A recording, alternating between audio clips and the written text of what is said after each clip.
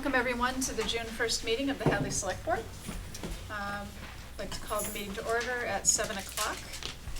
And the first order of business, we have a consent agenda.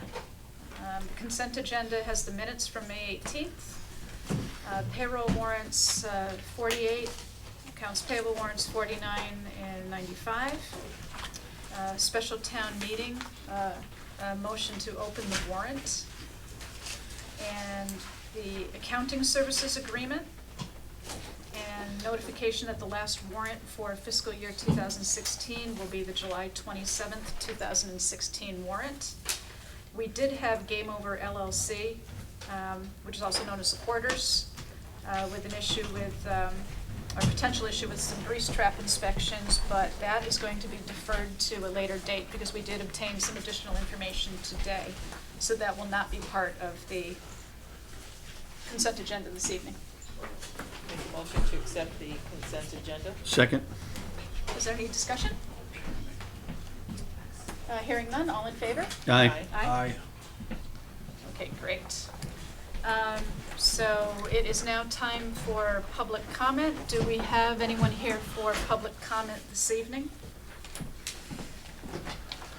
Okay, then if not, we can move forward with the rest of our agenda, and if it's the pleasure of the board, Could I make a comment? Sure. In reference to the parade, I would just like to take a moment to thank all the people that helped Five Star Transportation, donating 2 buses, Gene Baxter Dragon for organizing the youth and setting up the parade. John Carish, it's his 10th year. And I had somebody come up to me and made a comment and it really made me feel good. He says, I think there's as many people here as our population, that's about 5,000 people. So the barbecuing on the common, there's like 50 families barbecuing out there the whole time, and they stay a little later.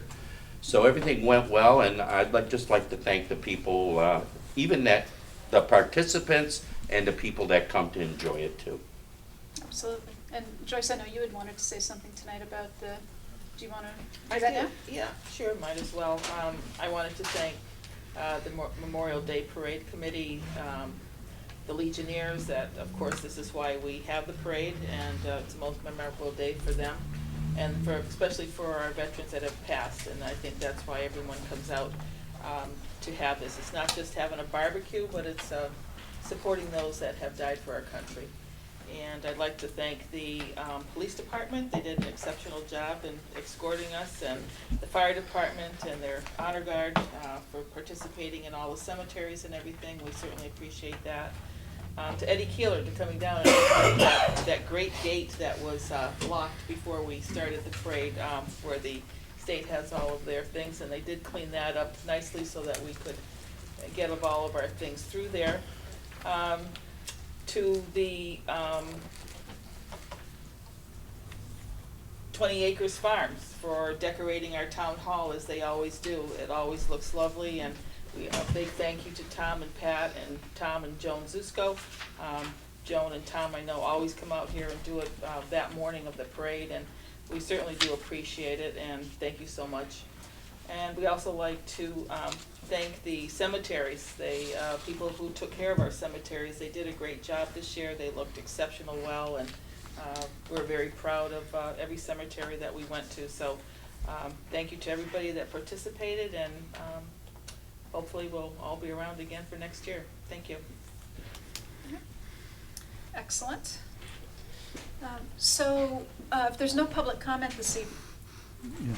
what? No. Oh, if there's no public comment this evening, then maybe take something out of order. And since we do have somebody who's traveled a fair distance to be with us, Linda, would you and David like to go on with the bid discussion? Would that be okay with you, to start it early? Sure. Okay, great. Sure, that's fine. We have tonight for the select board signature, a note for our borrowing, for our fiscal 16 borrowing for $387,900. This is David Eisenthal from our Unibank, our financial advisor, and he's walked me through this for this past year, and I really appreciate that, and David Nixon's help too, because he's been through this before. And we started this process trying to figure out how much we needed to borrow back. As you know, back at the beginning of this fiscal year, we were looking at that point at perhaps doing $1 million borrowing this year, and we were getting estimates for a bond in that amount.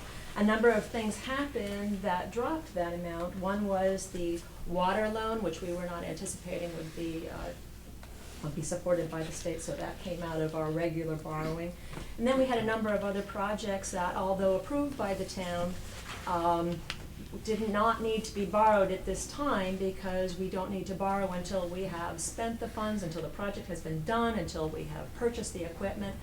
And so rather than get on that borrowing, even though it had been approved by the town, rather than borrowing it at that time, we decided what we would do is keep our borrowing down to what we needed it to be, and then use our fiscal 17 debt and interest payment amounts that had been budgeted based on a much larger figure. Use the amount as approved at town meeting and pay down what is going to be almost half of this note in the coming year. So we're looking at a 1-year note for $387,900. And we will be able to pay, we'll have to pay it off in the 1 year, but we will only be needing then to reborrow half of that. Let's see, so the authorizations that we're borrowing at this time are for the town hall asbestos and roof, for the public safety renovation project, a DPW roof, a bus, and a cruiser. And those add up to the $387,900. We have a number of things that have been put off to fiscal 17, assuming our next two, our overrides pass in the next couple of weeks. We have as much as $695,000, which we already have in the pipeline for borrowing in fiscal 17. As you're probably aware, when you borrow in a fiscal year, the payment is for the year after. So this will assist us in, again, doing our budgeting, so that each time we're doing a large debt and interest payment, as much of that as possible is going into the principal, rather than carrying the note for longer and paying off that interest in the coming year. Our longer term goal in doing it this way too is to clear up as many of those shorter term borrowings as we can, because we know one way or another something large is probably going to come online in the next 3 years, and we would like to keep some of these other ones paid down, keep the tax rate at a certain level, and not have it drop and then shoot back up again. We want to, well, we've got the tax at a certain level, take care of some of this other business, so that we've got room for, so we preserve our borrowing capacity for when the larger project comes online. So, with that said, what we did was we put out the note for $387,900. I know I'd estimated a higher percentage than this, but we had 5 solid bids coming in, all at less than 1%. And we have just a terrific bond rating. I hope we can continue to take advantage of, and certainly to preserve. The 5 bids, we had, 2 came in at 0.74%, and we took the one that came in first, just to, seal the deal. We did a coin flip anyways, and that same one took it, so we are awarding we are gonna do the bond to East Hampton Savings Bank for 0.74%. It is a 1-year bond. The interest on that $387,000 loan is just over $2,800. We'll pay off that $2,800. The rest of our budgeted amount is going to go to take care of about half of that principal, and then we'll carry over for the rest. So I don't know how soon in fiscal 17 we'll be doing the next round of borrowing, but this will, and of course there'll be other factors, and we'll keep revisiting this, but this seemed the best way to go at this time. So, David Eisenthal was able to quickly put the paperwork together between when the bids closed yesterday morning and then come with them today. And so if you have questions either about the bidding process or about the data or interest, how we're doing this. Do you need a motion from us? Yes, you need to do a motion to accept the low bid from East Hampton Savings Bank. I think that's fabulous. Thank you so much for obtaining that. That's certainly a plus for us, and I'll make a motion to accept that bid. Second, Any further discussion from the board? what do we anticipate next year? Just crystal ball stuff? Well, I think that, Don't do it, David, don't do it. Oh, I had him. It was, I was getting ready to set the hook. Professional courtesy, I wasn't. easy money says that interest rates, especially short-term interest rates like this, 1-year interest rates are gonna go up in the next year. So if you were to do another note like this next year, it wouldn't be unreasonable to expect something like a point or a point and a quarter, just given where market rates are likely to be. I didn't know if this was an election glitch and everything gets dropped, or if this gets played with. No, or- I think, I don't second guess presidential or other elections, looking at those effects on these rates. I mean, the Federal Reserve has been talking about adjusting rates upward for a period of time, so it's reasonable. And the rates that they affect are the ones like this, mostly, that are relatively short term. So I think it's a reasonably safe bet that you're looking at higher interest rate if the town does another note issue. But depending on what the town's capital plans are, it might make sense for us to look at a longer term bond issue to permanently finance. But that's something that I will work with David and with Linda to, and I assume they would have me out to discuss this with you at the appropriate time as well. But, and I do think, and I will say, I think the approach of really trying to stabilize both tax rate and other debt service impacts is a very intelligent approach to debt management that I think Linda and David are undertaking, and I'm here to support what they're doing. Thank you. That's because of the possibility of it raising, or maybe even likelihood. Fiscal 17 is only 6 weeks away. So it may be something like, I know this year we waited to the very end of the year to do the borrowing. We may want to do the borrowing early next year, even though it would mean we'd have an additional payment for due in 18. But again, this is something, we just keep looking at. And it depends what passed, what are we authorized for, how does it look for our buildings, and we'll just keep working it. We'll see what makes sense. So we have a motion made and seconded. Any further discussion, or put it to a vote? Okay. All those in favor of approving the motion on the floor? Aye. Aye. Any opposed? No. Okay, excellent. Okay, so do you want us to go ahead and circulate Should that we- now? That's Actually, because we what's have the a best way to do this, question. David? It contains to her financing and stuff, though. Sure. Yeah. Linda, you can. Have you spoken to Dave about your committee that you're gonna be setting up, and would he be sitting with you too, with them and advising, or he wouldn't be? I know you have a great group of names already and Okay, should yeah. be implemented fairly soon, but Let me get this started, and then, Okay. how about, each one has been tabbed where the 5 signatures go. So, there's 1, 2, so I'll go on the Black black. one. Does he get black one? I 3, guess. 4, 5 different locations. So thank you very much. Doesn't matter what kind of ink, right? Doesn't matter the ink or which order that you sign in. I haven't, but I may speak with them about that afterwards this evening. My idea with the advisory committee that we have discussed in an earlier meeting is that that these are mainly people that would be talking with me about the planning for Hadley across the board, across all of our, not only our borrowings, but our something related to CPA and various other our overrides, various things. This is not a political committee. This is a group that would be advising me based on what I hope is their more extended experience in business and finance.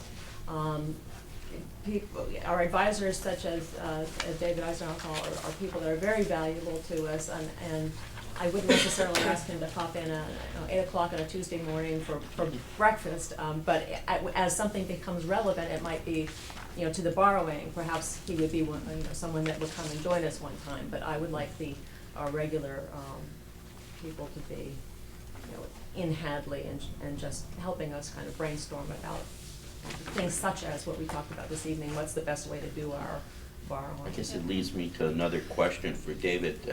Are there other communities that utilize this type of committee to enhance the financial well-being of the communities? Well, I think that there are different ways of, every community is a little bit different. Every community is a little bit differently organized. I think I'm not aware in the communities that I work in that there's anything precisely like that, but I think if I'm understanding what the intention here, it sounds like it could be a very valuable tool for Linda in trying to help plan what she needs to do as treasurer, and could help you as the executive of the community also in planning what you need to do in terms of capital financing.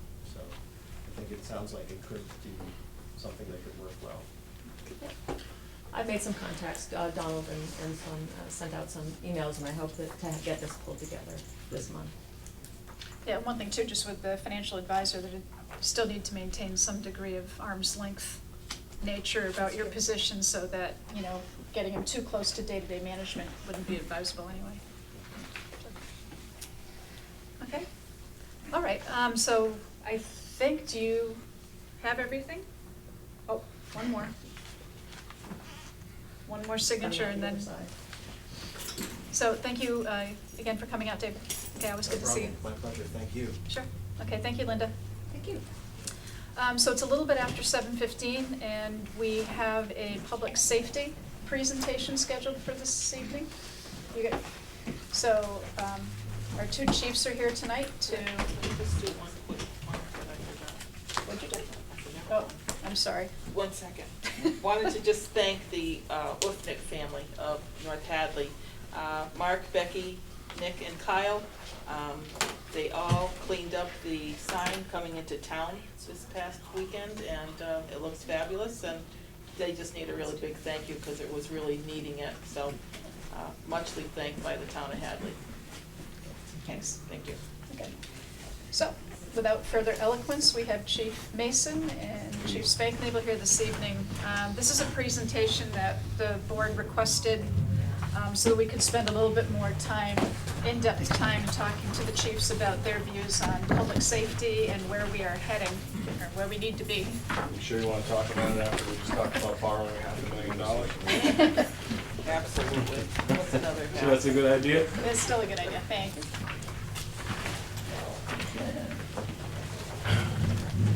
So, Mike and I have a bit of a conundrum here. We're trying to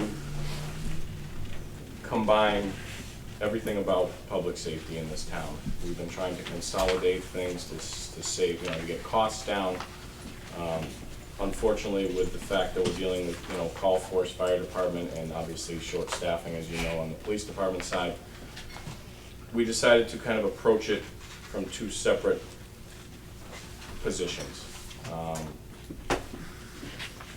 I've read Mike's, it's way better than mine, so he's decided to let me go first. That way, there's no letdown at the end. I'm not really sure how much you want us to talk. As you know, we could be here the rest of the meeting to explain all this. I approached mine because we're in such very different positions right now as far as our staffing levels and what he's asking for and what I'm asking for. I approached mine from more of a goals and objectives standpoint, as well as the projection plan, because as most of you know, when I presented my budget, the personnel issue is top of the list, followed by the building issues and all of that. But all of those things take into consideration so many other facets of departments. We have the select board, the finance committee, the building committee, all of these other departments have to make decisions. So I also noticed there was something on the agenda later for goals and objectives, so I figured I'd kill two birds with one stone. Initially, when I first took over, obviously some of our goals were to professionalize the department. We dealt with all the policies and procedures, rules and regulations that took months to deal with. The manpower issue is, if you look at the police department from a 3-step plan, we're at 2.5. I presented a budget to the finance committee, to the select board. Everyone seems to be positive and working towards it. The enhanced portion of it hopefully will be funded in the fall.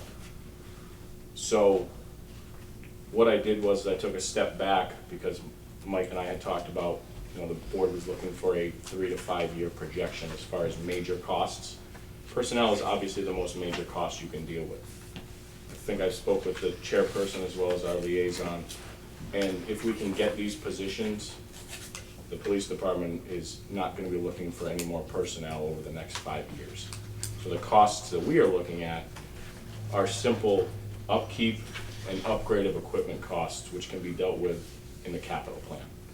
So there was no real reason to beat you to death with, every single year in this portion of the plan. I can present you with a capital plan, which I believe is due in August, David?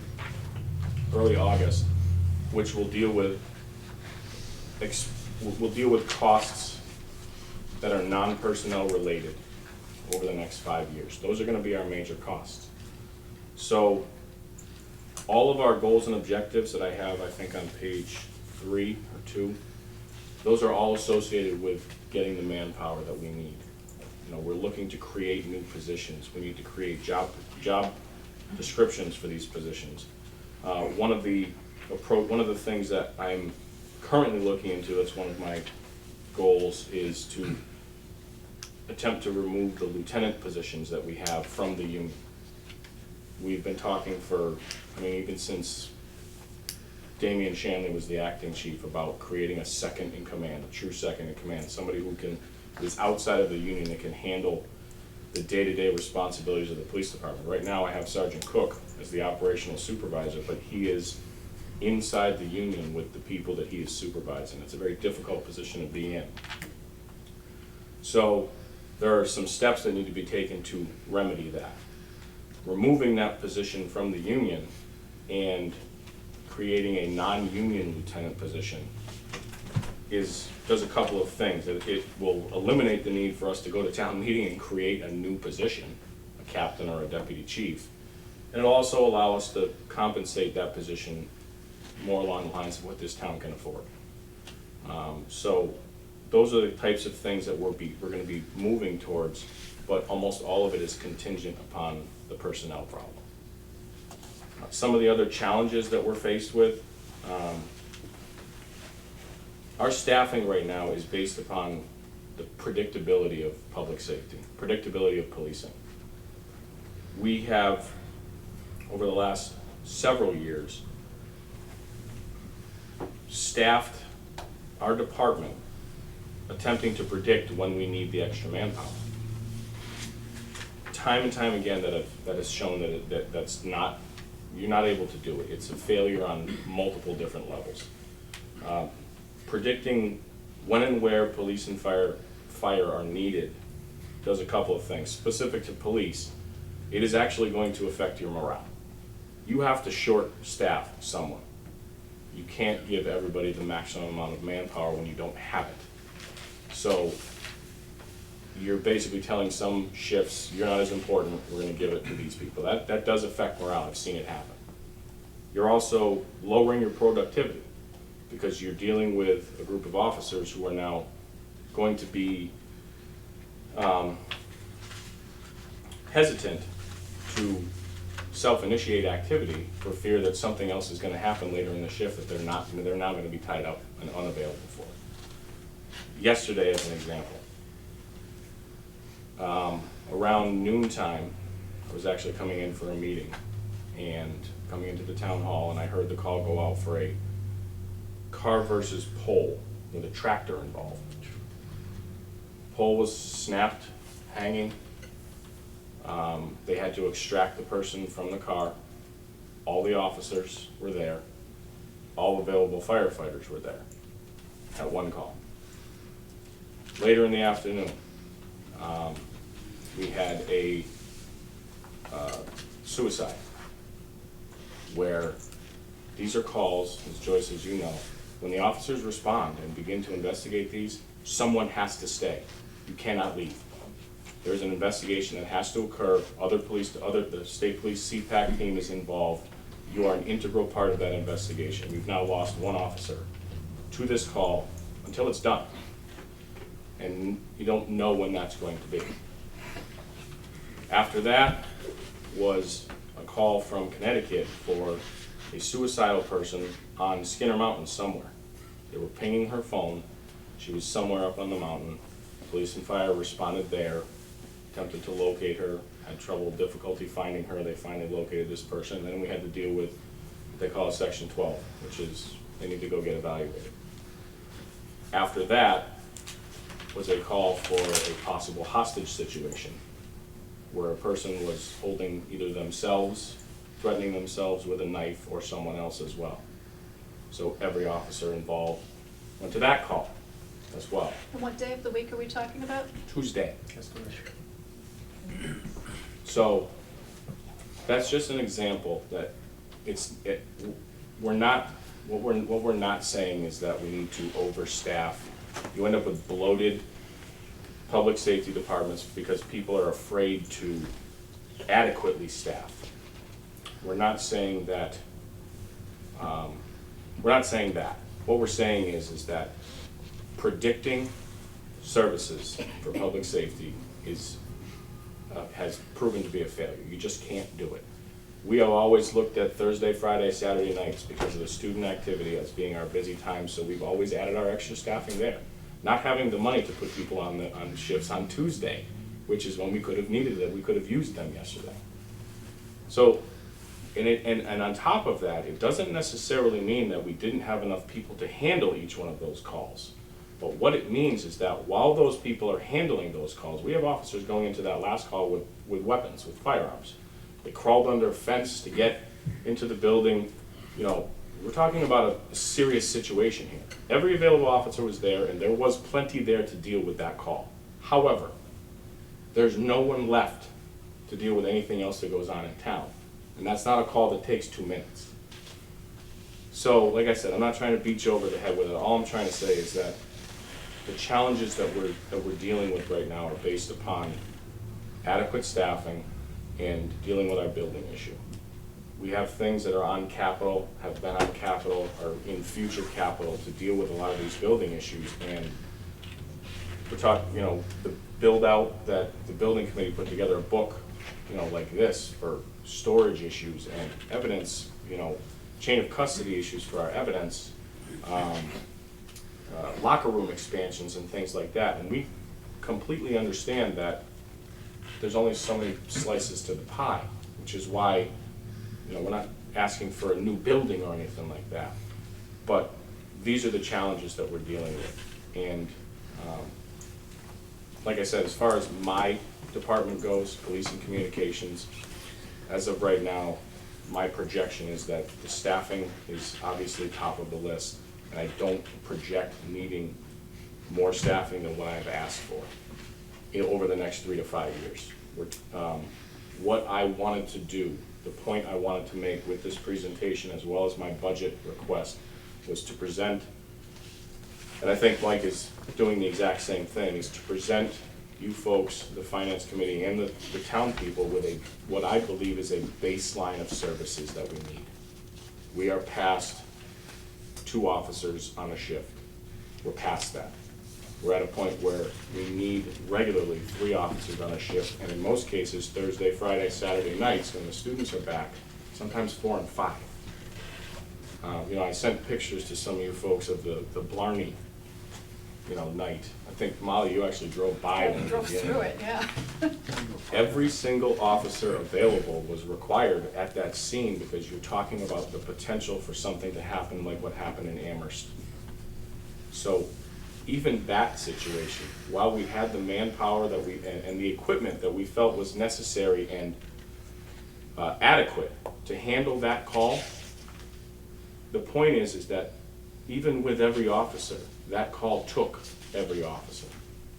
So anything else that goes on, we don't have that. So and that's like I said, that's more of an umbrella picture, but what we're looking at is just a baseline staffing level.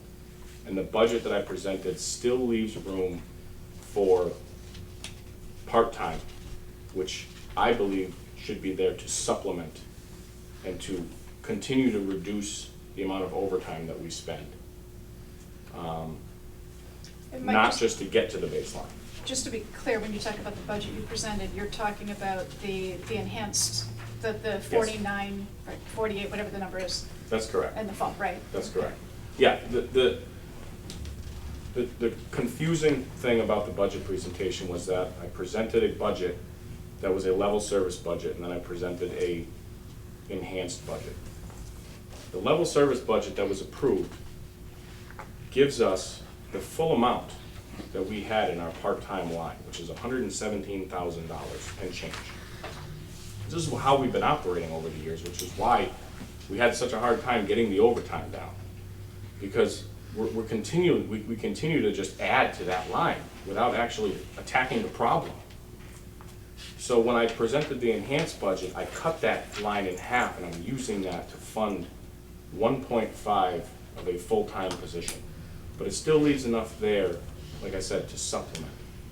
So really what it comes down to is the two out of those three positions, I was asked to do a phase-in. Obviously, the rest of it, hopefully, will come in the fall. But what I'm looking for is to be able to get at least two now to begin this process, because as I explained during the Finance Committee meetings, as well as when the joint Finance and Select Board was here, the longer we take to phase this process in, the longer it's going to take to get us to full staffing. And until we get to full staffing, I can't even begin to do a cost analysis on how we're gonna spend money. I don't know what the overtime is going to look like until we get to the point where we're at full staffing. So, like I said, I apologize for rambling, but as far as the steps go towards the 5-year plan, I think, I'm trying to make it as clear as day that personnel is number one on our list, but once that's done, we're just talking about upkeep.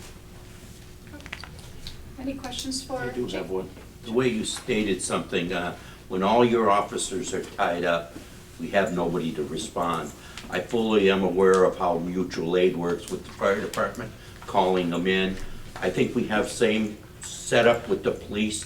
Can you just explain that? Do we have to compensate Amherst or Northampton if we call them, if we haven't got anybody No. to handle it? And No, I think the that's a good public will point. be rest assured more that we Yeah. have that option. That's a good point. Yes, we do have something that has been put together over the last couple of years. We always had mutual aid with Amherst and Northampton State. and State. Now we actually have a Western Mass, a full Western Mass. There's only a couple of different towns that are not involved in it. A full Western Mass mutual aid agreement. So yes, someone is coming, but they're probably using GPS to get there. And it's not gonna be a Hadley officer. So I apologize for making it sound like, that's it. If you call, nobody's coming. But the fact of the matter is that if you're talking about speed and you're talking about people who know the area and people who know the people they're going to deal with, that's not what you're gonna get. I can tell you, about 2 weeks ago, we had 2 calls come in at the same time. One of them was, we call them Section 12s. It's the way that the call comes in is that this person who is over here absolutely needs to be evaluated by the hospital. You need to go down there, get this person, put them in the back of an ambulance, or put them in handcuffs if you must, and bring them to the hospital. That call came in simultaneously with a car accident. So the officers responded. 2 officers on duty. Normally, you want to send 2 officers to the Section 12 because you don't know what's going to happen there. But unable to do that. So one officer went to go make sure everybody at the car crash was okay, and one officer went to deal with the Section 12. Before either one of those officers arrived, a 3rd car accident came in on the other end of town towards Northampton side. State police was called as mutual aid, backup. He came from Williamsburg, and it took him 28 minutes to get there. So that's the point that I'm trying to make, is that yes, we have alternative means, but 3rd officer would have been nice. Fire department was there, so we had a couple of them. Right. Anyone else have questions for Mike? Very well explained, Mike, thank you. And so, and Mike, just to be clear too, I think what we heard you say, so clearly there are capital items that go along. But just to recap, what I think I heard you say is that from a planning standpoint, the staffing plan that you laid out and the budgetary dollars that you requested with this year's cycle, if in fact those are fulfilled, your staffing, you feel that you can effectively level out for a while you bring all of those, not all of those, but the additional team members up to speed, academy, whatever else you need to do. That you shouldn't be looking for additional staffing requirements barring unforeseen forces, but I mean, based on what you know of Hadley today. And that from a capital standpoint, that in all likelihood, we'll be looking at some capital requests to support that staffing over the next few years. So not in the form of bodies, but in the form of equipment, upgrades and the like. And that you're not looking for a new police station, but you're looking for us to follow through on the recommended enhancements to the existing station. That's what you got from what I said? Yeah. That's exactly what I meant. That's fantastic. That runs, that's awesome, okay. Yes. All right, no, I just wanna, because I'm trying to frame it in the That is exactly where I context was of it. going with that. That really, it is. And not only that, but like I said, looking at it from a dual department standpoint, you know, we have 3 departments over here, communications, police, and fire, and looking at it from a public safety standpoint, that's one of the other reasons why we're approaching it from this standpoint, because, you know, he needs staffing as well, so. Good, thank you. Chief? Thank you. So my documents, it is bulky, so I was prepared for you to, you know, to read over time. So basically, And in summary. Great if So- we got these before the meeting. so, guys. well, I mean, it would be great if I had time to have had it prepared for you before the meeting too, but a lot of this information is kind of repetitive. So in an effort to get you up to speed, I put together an overview and then a community risk analysis snapshot. So this is what, a lot of this information is what was provided to the federal government as part of the SAFER grant. I also did put together the current department statistics and characteristics for you. And basically broke down call volume now that we're starting to track our response to calls and having actual data that we can actually start to review and assess. So I put together some, a lot of this was presented as part of my Chief Fire Officer's program. My report that I had to do was part of that. However, I just built it out to handle the past 5 years. So you have a little idea, a scope of what's going on in the community. So basically, we had discussed the need to phase this in. I've met with Molly, I've met with Joyce. We understand that, you know, there isn't excessive amounts of funding out there. So phase 1 is part of my plan. It was to initially start out with applying for a federal SAFER grant, which is a staffing for adequate fire protection grant through the federal government. That's 2 years of, if received, it's 2 years of full funding. I've requested $555,000 plus for that 2 years, which includes salaries and full benefits. So it's a complete package for those 2 years. 255? I'm sorry? How much? 555,000. Okay. That's for 4 full-time firefighters. And evaluating our responses, it would be for daytime staffing. It would be for 6 a.m. to 6 p.m., 7 a.m. to 7 p.m. We're modeling it after Granby, Southwick, South Hadley, all different departments who utilize this type of staffing program. And it seems to be successful, and it's also hitting the largest quantity of calls. And it states in there, I think 69% of our responses are between those hours of 6 a.m. and 6 p.m. So we'd be taking a big chunk out of that. Obviously, phase 1, if we don't receive that funding, then what do we do? So I put in here a phase 1A, an alternate phase. And basically, that's reviewing the enhanced budget that we had requested for fiscal year 16, or 17. And that was for part-time firefighters up to 25 hours. And that's in, that was in our presentation, and it's also clearly stated in here as well. So in the event that we're not successful, because it's an extremely competitive grant, what we're asking for you to do is to review that and sit down with finance. I know that they sounded pretty amenable to it when we presented it for this year, to discuss if that's something that's possible and doable. So we're looking at a potential of approximately $100,000 that we would have to come up with to fund those salaries. Mike, could you just take a moment, and again, you know, everybody who might be listening to the meeting from home or on the internet on Friday or whenever they watch it, isn't familiar with what the actual staffing is in the fire department. There are a lot of people that are kind of have some misconceptions about that. So can you just talk about who we actually have on staff and who's on call? So currently, we have 2 full-time professional firefighters, myself and fire prevention lieutenant. So the fire prevention lieutenant is 9 a.m. to 5 p.m. Monday through Friday for his 40 hours. He then goes basically back to he doesn't go back to a call force rate, but he becomes a call force member, and then it goes to either comp time or overtime if he goes to those calls.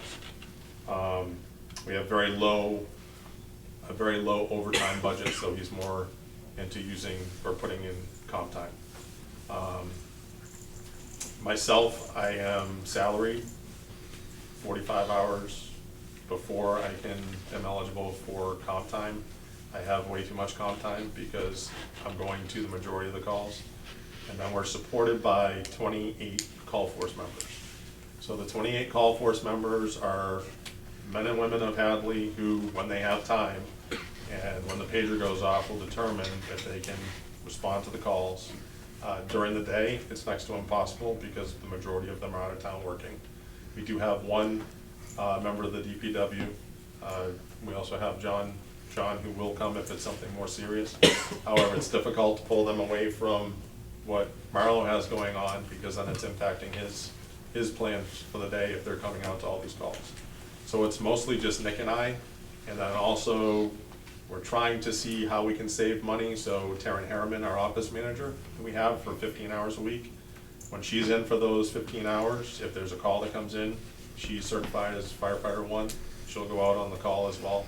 And she also has her first responder certification, so she can be a second on that truck going out with Nick. I am also operational fire chief, so during the day, if there's calls, I'm going to those calls as well, based upon what they are. A lot of times, if it's a medical call, it'll be Nick going out, it'll be Nick and Karen going out. So when we get into car accidents or actual fire calls, lift assists, rescues, things like that, then normally I'm going to them. So that takes out a large portion of the day. So what went out, just in this example, where you're going through this, what went out through with the pole going in half the other day? So yesterday, I was at a training with Mass Emergency Management, my other hat, for becoming educated on how to set up a POG, so a point of distribution location. So in the event there's an emergency in Hadley, where we have a major snowstorm, we have a tornado, whatever, I'll have an understanding how we would set up a point of distribution if we have to get water out. So hypothetically, we have a water emergency, our water supply is contaminated, people need to be given water. You know, Walmart, Target, all runs out of water. What's our backup plans? If they need to be fed, how do we feed large quantities of people? Springfield, very familiar with how to do this. You know, they're in this class as well. And tomorrow I go out again for the second portion of that class. So that was where I was. Nick, Taryn, and we had one or two call force firefighters. Joe Boishert, who's working in North Hadley. They responded to that call. Extremely hairy call because it was a pole that was, I think, blown out 2 weeks ago. So No, 2 days before. 2 days before. So Fresh. poor pole, just not having much luck right there. 1:30 in the morning. But it was extremely hairy because the pole was hanging above the car. They made a quick extrication, and then basically it was waiting there because this pole kept going down, and you have power lines attached to it that can become a real public safety hazard there. So that's what happened during that call. Mike was talking about the incidents in the afternoon. I was working on this document, and it was late afternoon, we got called to this location for the suicide, because it came in as a note being left saying do not enter, and it came in as a potential fire in the building. So we tone off for our call force firefighters. I was first on scene. They were unsure of what was going on inside. I packed up. I went in, and with our gas meter, we had a very high level of carbon monoxide that, you know, folks who went in there initially were exposed to, the homeowner. So not knowing what's going on in there, we have to assess and go in safely. So that's why I was packed up and went in there, to make sure somebody wasn't viable in there that needed to be dragged out. So I have to wait. Technically, I should be waiting for additional staff to show up, but when it becomes that kind of a life safety situation, you're going in to check things out. So that's how that happened. And then the rest of the calls through the night, not so much I believe your gentleman found that person on the mountain, but we also had a call for a brush fire. Somebody decided that they wanted to burn a bunch of debris in a culvert along Route 9, and they didn't know anything about that you can't burn grass and trash and stuff like that. So we went out there and quickly put that out. So that was the extent of the day. So that's one day. And I can tell you that every day Wednesdays are normally the nightmare day. Not too bad today, so knock on wood. But anyways, so that's just kind of an overview. So as far as the call force is concerned, we do have somewhat more response during the evening hours, but again, the amount of training that's required now, the extent of what these folks are going into now, as far as construction and what's burning, is significantly different than it was 10, 15 years ago. You're talking about what used to be a 15-minute to a half-hour time frame to be able to get in and extinguish a room and contents fire is now 2.5 to 5 minutes time, and that room is flashing because of all the plastics and everything we have. So again, all that requires training, constant training, and folks just don't have time for that. So we're losing these call force members. We're continuously recruiting, we're continuously training when we can, but we're just not getting the numbers. So that's where we're at. And that's why the reason for, to the extent you're able to get the 4 full-time, they would be assigned day shifts, the predominance of the call volume, but also the lack of access to qualified call force during that time frame. Correct. So it's a safety and soundness issue in your opinion? It's also very clear that with departments that are run in this style, with the two firefighters on during the day in that rotating schedule, it's also building the morale up of the call force members, because they're becoming part of that training and exercising, because they're there constantly. They're able to, in their off time, upkeep the equipment, make sure the gear's clean, do all the stuff that Nick is now handling when he should be out constantly doing inspections. We have trucks that need to go out the door. They need to be checked daily. There's so much equipment and so many things that can go wrong on these trucks. We need to be taking a look at that, and we're doing the best we can to keep up with it. So that's where we're at. So phase 1 ultimately is that is the foundation of this whole plan. So ultimately, if that doesn't happen, then it's going to have to be a pretty important sit-down discussion with the select board and finance on how we want to move forward with that. Obviously, we'll continue to apply for grants, but again, the funding is decreasing, and the competitiveness for this is just, it's skyrocketed, so it's very, very difficult. So phase 2, it's kind of, again, hinges upon phase 1, but phase 2 includes a number of projects. So we're looking at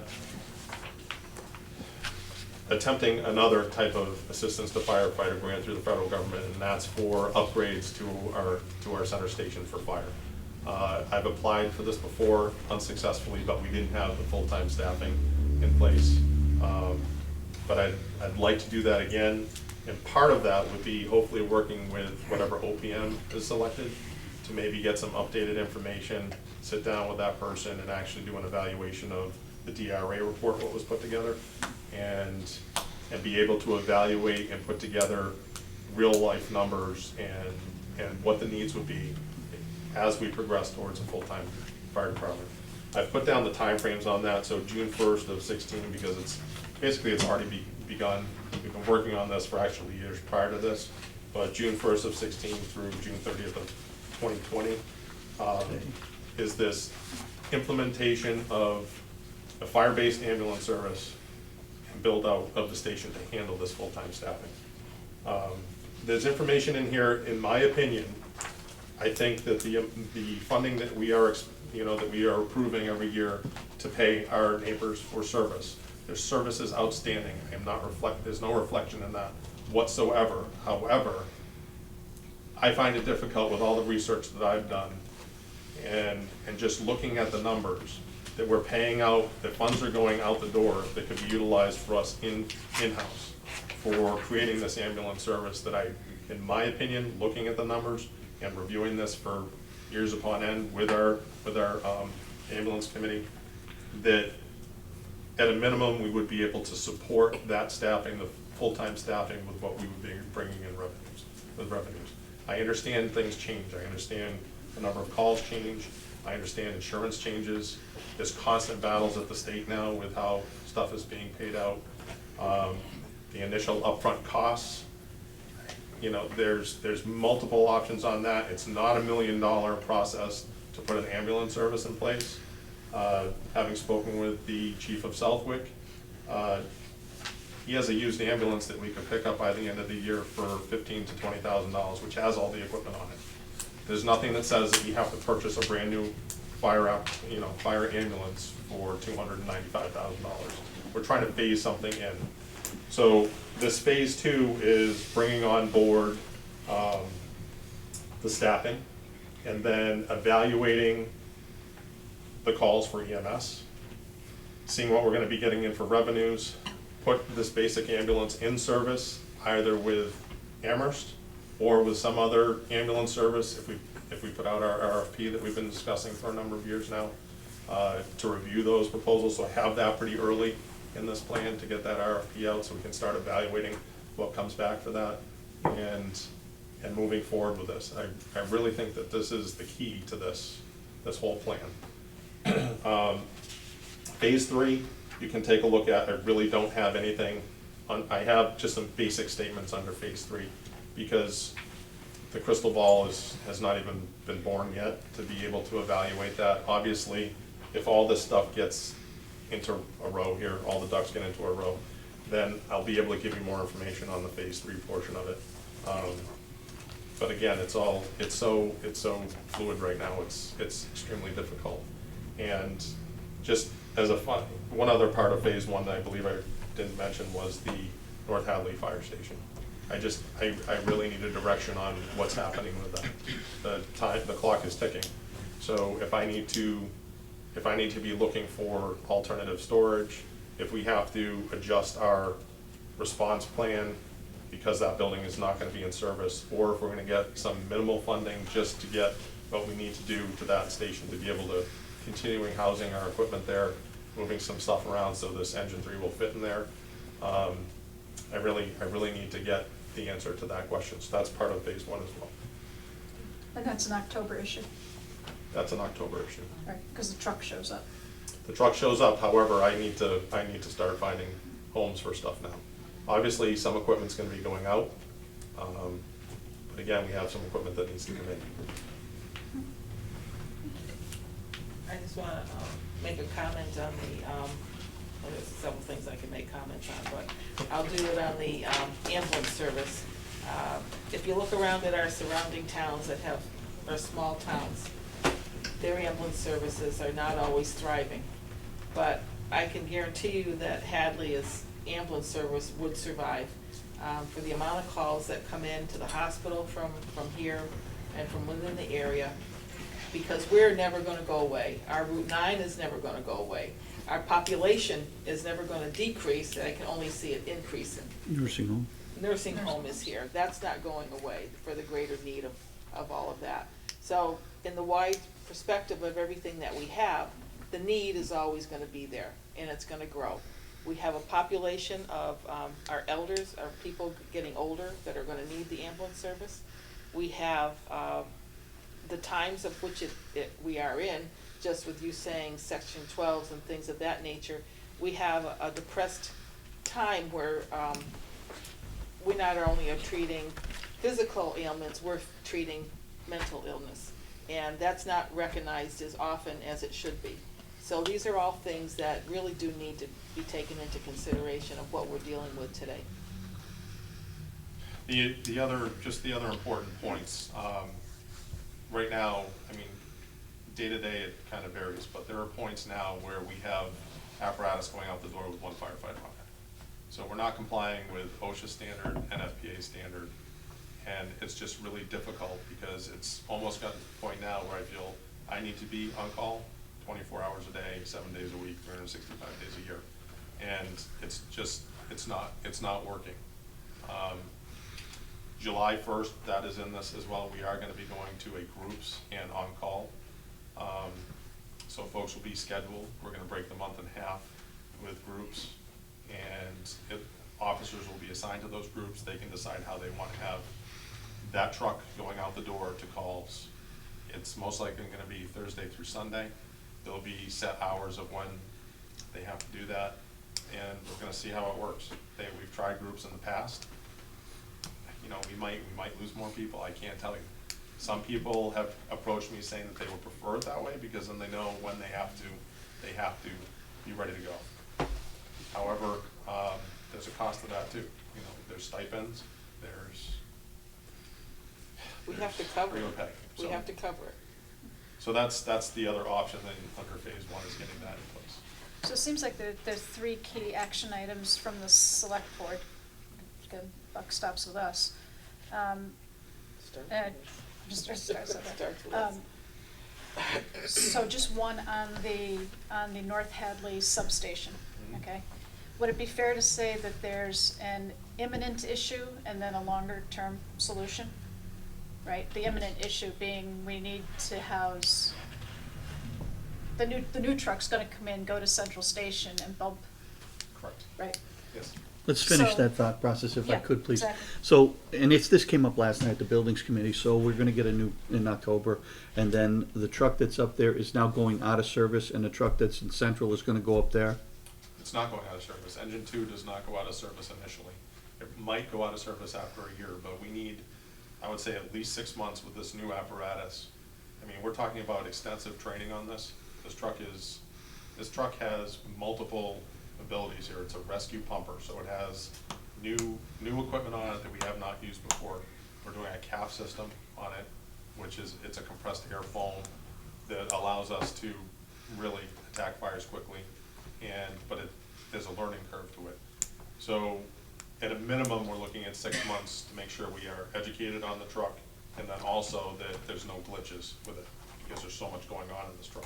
So we wanna keep that as a reserve piece. Okay, so that's gonna be in the Central with the Central. other ones there. Engine 1. Okay, and the one that's in North Station's gonna stay in North Station. Engine 2 is actually gonna have to come down to Center Station because we can't fit it.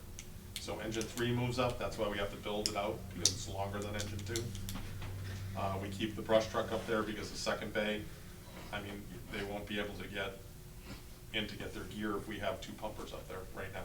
So it'll be 1 pumper, the brush truck, down Center Station temporarily. Engine 2 will be taking the place of the rescue.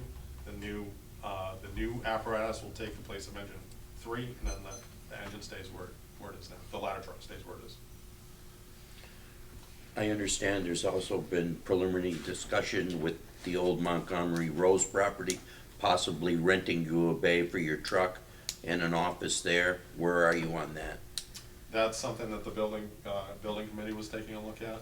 I know that there was a pretty significant monthly rental fee involved with it, and then it also requires a build-out of the space, because right now it's basically a mechanic's garage with shelving in it, so there's really, I believe that cost, I think, Dan, you can correct me if I'm wrong, but there's a build-out process to that. Yes. But that would be. There's no number for it either. Right, but wouldn't that also be if, the build-out would be required if we were planning on using that for a longer period of time, correct?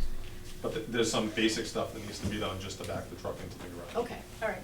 So- So, I mean, theoretically, could, sticking with just Jerry's thought, is it possible for us to pursue something, again, of a more short-term nature to find out if there's any way for us to come up with a temporary solution until we have a plan for an Right. actual substation? There's multiple options, so there's the one staying at the North Hadley station right now, Yep, doing the updates that we need to fit engine 3 in it, keep the other apparatus there. Why can't it just stay in the station down here if we made room for it for some of the stuff that's less active down here? What if we found a new home for some of the other stuff that's not as used as it is? We have boats and then we have ATVs. We can and do that. The completely- boat needs to stay in Center Station. Okay. Unless we, if we can find space Housing. down at the marina, that's inside. Okay. Because I can't tell you if in the fall or the winter, if we have to have that boat out on the river. So, yes, is there stuff that can come out if we can find Proper storage for housing. it? Absolutely. Okay. Hypothetically, very short term, we could keep engine 2 up north, but it's supposed to be going as a reserve pumper. Okay. but that's a decision that needs to be made yesterday. I just need to know which direction so I can start, A, either looking, B, work with the building committee on how we can, how we can get engine 3 up there. Or if we have to make plans for storing engine 2 longer, and then I just need some basic info Okay. of where we're going. And then second, the ambulance, so we are going to be coming up on a renewal with Amherst. Correct. A decision needs to be made. No, we have. Just got done, didn't we? 18 months. Well, but I mean, we Yeah. give them notice and, Mhm. so we need to be, I would think, working now on either resurrecting the ambulance. I mean, that would be, my recommendation would be to resurrect the ambulance committee, the task force that we had in place, with whatever membership, but decide whether, start looking seriously again at alternatives. Last time we looked at staying, of course, with Amherst, we looked at bringing it Privatization. in-house, and then we looked at privatizing it. Even bringing it in-house, you can't jump into it Right. full force right away. It takes 1 to 2 years to actually get up to, 3 years up to an Amherst level, but you can get basic. We can get somebody for backup for paramedic.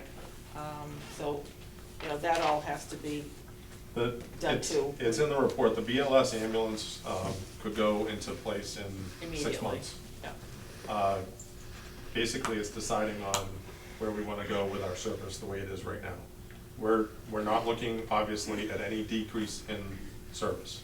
So regardless of whether we have a BLS ambulance, or if down the road we go to an ALS, an advanced life support, we have ALS on either side of us. We're actually looking at improving the response times to the patient, loading and getting to the hospital, which is the ultimate end goal, is improving that response time to the hospital.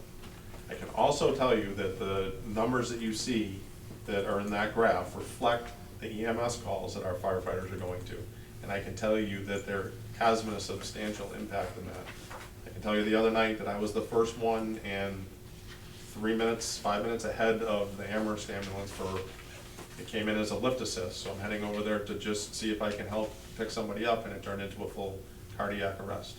And, so that's the ultimate pucker moment when you all of a sudden have someone running out saying they're not breathing. So, it's critical that our first responders are getting to these calls. The other thing with the police department is, again, public safety. So when he expressed to you that his officers were going all over the place, including our firefighters, we have 26 call force firefighters. At that time of the day, we were lucky enough to have members showing up. So it was our engine that was down on Route 9, keeping traffic from slamming into this accident, which was right in front of Primo Pizza, because people couldn't see. There was fluids, there was debris all over the road. So that's the reason why we're responding to these calls. We never know. Half the time, the police officer's trying to either A, direct traffic, trying to do the report, and our fire department is there to provide that scene safety, to be a blocker for the police department, and to provide that service, to be able to keep traffic moving and making sure that these folks that have just been in a traumatic incident, you know, that they're not getting crushed by the rest of the traffic that's going by. So that's why we've worked really hard on that. I know there's been a lot of questions of why we're going to these calls, and I can tell you it's extremely clear, and we're really cleaning up the minor fender benders, the ones that, you know, that a lot of people have been asking, why are we going to? It's really getting cleaned up with dispatch. You know, when their SOPs go into effect in another 4 or 5 days, it's even more clear for them the questions that they have to ask and how they need to evaluate those calls. So we've been working really extensively, and I wish I had more time to work and sit in the office and do this, but it's physically impossible, and it's physically draining. So would you want us to get that ambulance task force together again? That's part of my goals and objectives, so I have been researching as part of my goals and objectives this information. So just populating all those calls that we're going to, plus IMC, I think is gonna give us that bigger picture, and then also bringing in the information that we can hopefully obtain from Amherst. I think we will be able to have some really hardcore numbers and actually get a real understanding of what those revenues might be. Okay. So if we had that committee together by, say, the end of June? I would say if we could start moving by, in here I had requested that the RFP possibly be going out just to see what we would get back in for information sometime in July. Yeah. So at the end of Sounds June, we good. could have it together. I don't think it's gonna be a long process, because I believe David has already put a lot of that information down as part of our second. The original, reading. Okay, and then the I've got a third couple thing of is. questions after you're Sure, done. yeah, just then the third thing would be we need to have a plan if the SAFER grant doesn't come through. Correct. And then we have to have a plan if it does come through. Right. Because then you're looking at, we're looking at funding those firefighters after the 2 years. Right. So that's why that 2 years in phase 2 is so critical, Mhm. that we implement that basic ambulance service to support the, you know, the revenue to support that. But even better, if you do get it, to have the outcomes of what it is like to have those two people on duty. Correct. So that's even, a better analysis for us. Yep. Donald, you want to? Yeah, I'm always a little leery about grants. You know, you're talking 555,000. I wanna know what the obligations are that come along with it. When I was on the renovation for Hopkins Academy co-chair, we were driving to Boston expecting to get a complete renovation at 3.2 million. We got there, and the news, they told us, we're sorry, but we're changing you to a core project. You're only gonna get 1.8 million now. So grants can change very quickly sometime, and you know nothing about it. For the 2 years, I understand the 55K.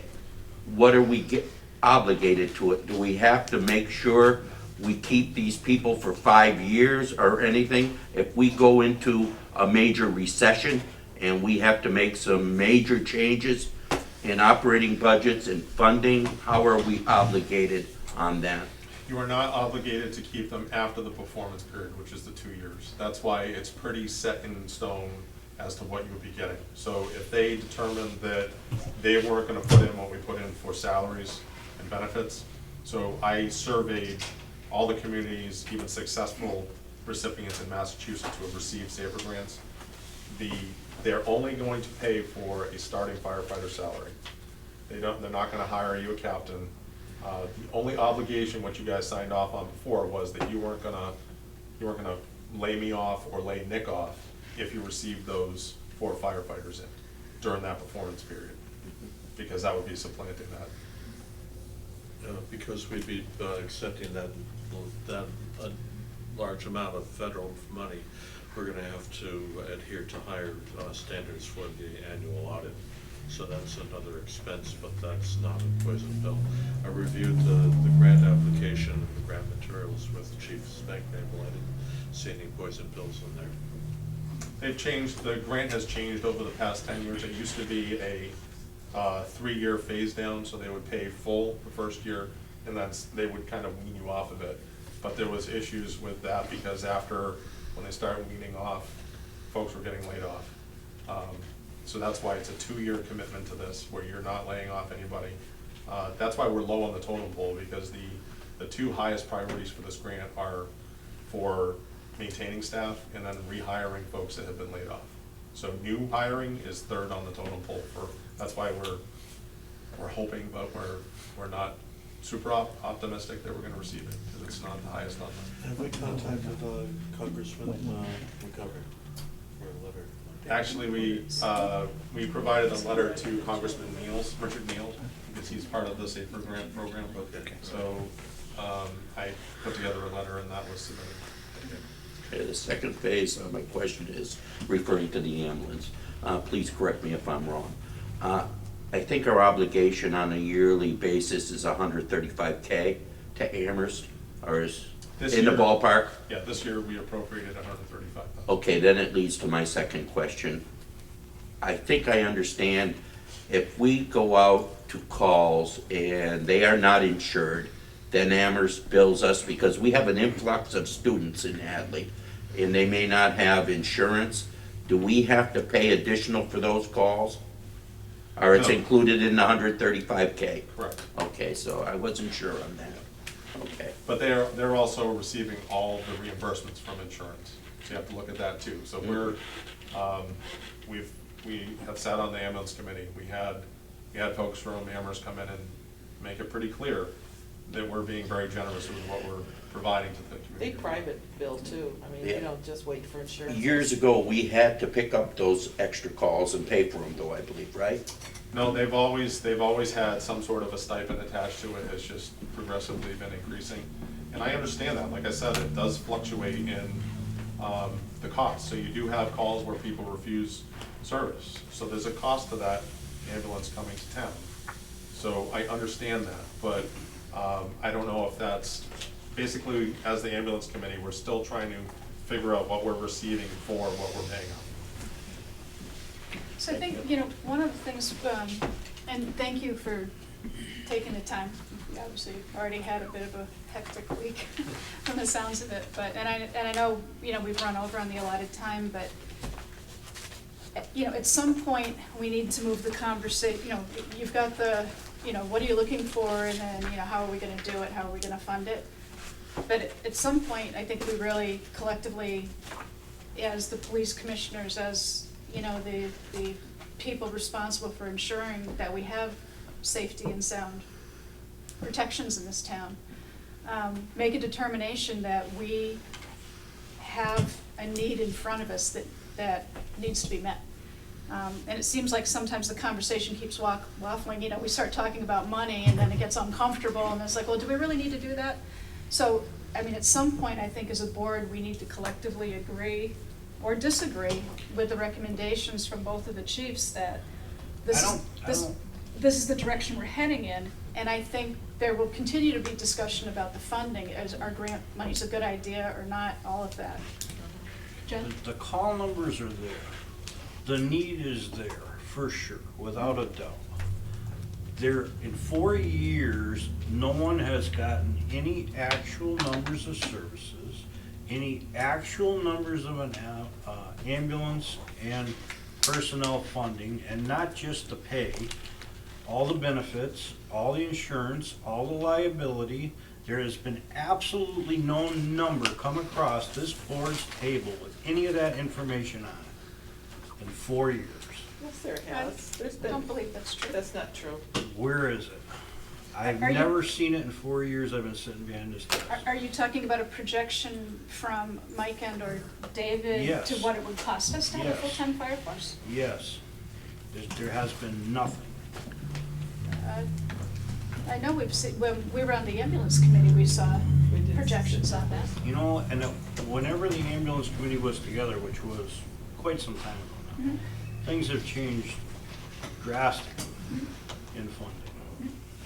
You know? Yeah, and but again, I'm- you're getting into what I'm talking about. I mean, the question, and the reason I'm posing it that way is at some point, and I think we've said it during the budget process, that we're committed as a board to making public safety a priority. That things have changed enough in this town that we recognize we can't continue to go the way we're going, or we're trying to function.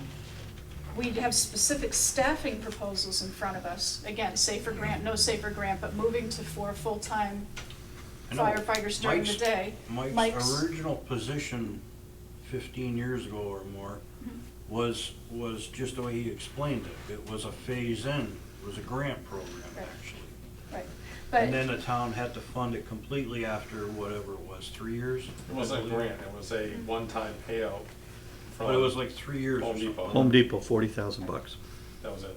so, But at question, that point, then the town had to fund it. Correct. Correct. right, so, Because it was actually not Home Depot, it was the property owner. Excuse me. Whatever, President. whatever it Yeah, was. yes, correct.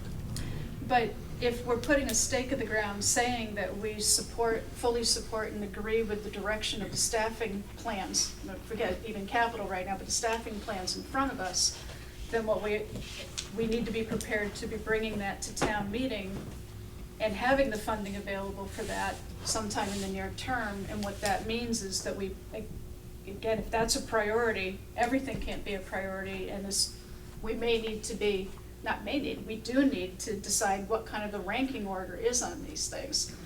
Because some other needs that people are articulating in town may or may not be able to be met without, obviously, looking for an increase to the revenue streams coming in, and we're gonna be talking override. So, I mean, I'm certainly at a Again, point sitting here, I don't see how we can turn our backs on the staffing that these guys have laid out. You know, because and we're that's not what I'm talking saying, about- and I said it a couple of weeks ago. Our problem is our projections, our revenue are nowhere near what they're supposed to be. They have never been in the 4 years I've been sitting behind this desk again. So, you know, I have no problem going to the people and telling them, but if we're not coming clean with the numbers in the first place, how are you gonna sell another $1 million operation? I know, Mike, you don't believe that, but I think with all the benefits and insurance and everything else, that number is gonna come pretty close to that operation for a year. Well, but first, so to your point then, John, I mean, any numbers that we have had are dated at this point. But then, again, I would think that there needs to be direction from this board to say, when we look at the next 5-year projection, Mike, we're asking you to build that in over the next 2 to 3 years. But that has been built in, Yeah. because that's what was submitted for this grant. So those numbers are factual, that's Yeah. sitting down with Linda and Joan and going through every salary portion and benefit portion. So again, that's why I said we have to make a decision if we don't receive that grant. Because the backup, which is very clear in what I presented for the budget, the enhanced budget, is for part-time, which doesn't include salaries and benefits, other than offering up a 50 or whatever percentage of health insurance. So, and that's if they want it. So they're not required to, if they have somebody else that's at home is being insured. I mean, I'm sure Amherst, with their rate increases, has a lot to do with the liability, any unfunded and things like that also. And there's just been no actual numbers from that we can look at. There has been actual numbers put together, and again, we'll obviously be doing a review of the ambulance study of what was presented. But I can tell you that the second 3-year ambulance study came back with extremely favorable rates, independent companies reviewing the number of calls, the types of calls, and then putting together a number for that. I surveyed multiple departments as part of that. They came in and discussed this with me. I talk with chiefs all the time about that. That's part of my professional development. So these numbers are factual. They're modeled after other departments that are running the same number of calls. So they're providing a fire department service, but it's being supported, I'm not saying fully funded, but being supported by an ambulance. But a Mike, fire-based most ambulance. all of these other towns and cities already have full-time fire departments. No, No, they the ones don't. that I surveyed are ones that have been building it out just like we're trying The to. only one you said was Southwick, which is still part-time. They have, they got are full-time full-time, day, but they are but they supported by got- call force. Oh, yes. Granby is the same. Okay. South Hadley. But, Chairman. but I'd love South to- Hadley has full-time. No, District 2 does not. Okay, They Jerry? Last night I was at the District 2 is buildings. full-time. Amherst is full-time, Northampton's full-time, which he had mentioned. Okay, Jerry? Well, last night the buildings committee was talking about this very issue as well, as to what was the priority. And they certainly came up with the fact that they'd love for direction from the select board to help them in their decision-making process, because they would like to understand, number one, first and foremost, is the safety, regarding it. There's 7 things that are in line that everybody's looking at. They just want some direction from the select board to hopefully help them fine-tune what they're gonna bring to, or help us develop as far as where the monetary assets are gonna be going as far as the buildings go. So if we are looking at putting in an ambulance service and we need to do the adjustments to the central station, and correct me if I'm wrong, if I jump in here, either one of you, but You're talking about an ambulance, we can't put our fire trucks in the building in the center. How are we gonna add an ambulance there? I guess that helps prioritize. And we, excuse me, the building in North Hadley, we have an ad hoc committee was proposed to go over plans for a firehouse in the center of North Hadley. Of course, the other piece of property was shot down at the town meeting, and supposedly requests for proposals were put out for more property, but we haven't received any information from there. And we'd like to have the selectmen approve the ad hoc committee to put together a plan so that you can see exactly what is proposed for the North Hadley station. We're actually gonna do that right when they're done, Yeah, as okay. part of this. That's part of this? Yep. Okay. Madam Chair, I guess I need some clarification. I think the people watching on TV need it also. Basically, I just lost my trend here. The 4 firefighters we're talking about in the 55K grant, it's not eminent that we need the ambulance service. We need them even if we don't enter into any ambulance service. I think that's imperative that people understand that. Yeah. It sounds like we're meshing everything together. We're creating an ambulance service to give those 4 people work, and that isn't the situation. Correct. Right. Okay, very good. Right, that's a good point, Donald, that's what I'm saying, we need to keep talking about the need. How we fill the need is a second conversation, but first we have to get everybody to agree that the need itself is there. And then how we can support it. We've been tasked with attempting to find additional revenue sources to support this. So that is one of them. So. Okay. So, I think certainly at coming soon to a theater near you, this conversation, we need to put North Hadley, the temporary issue to bed, and then come up with a long-term solution. And that is one of the things we wanted to tack onto this conversation, is the formation of an ad hoc committee to study the North Hadley building issue. Because we do have priority list that was given, that we showed you back a year or so ago as to which buildings and what was going to be done. The fire department was going to be the one, because we have to get rid of the North Hadley Hall. That was the very first thing we were told to do. So once we get rid of the fire department, then we've got to take care of the park and rec. And then the police department, we've got to add some more rooms and then do some insulation for them to fix up their buildings, because fire and police are very, very important. And the only reason park and rec comes before the police is because they're gonna be out the cold.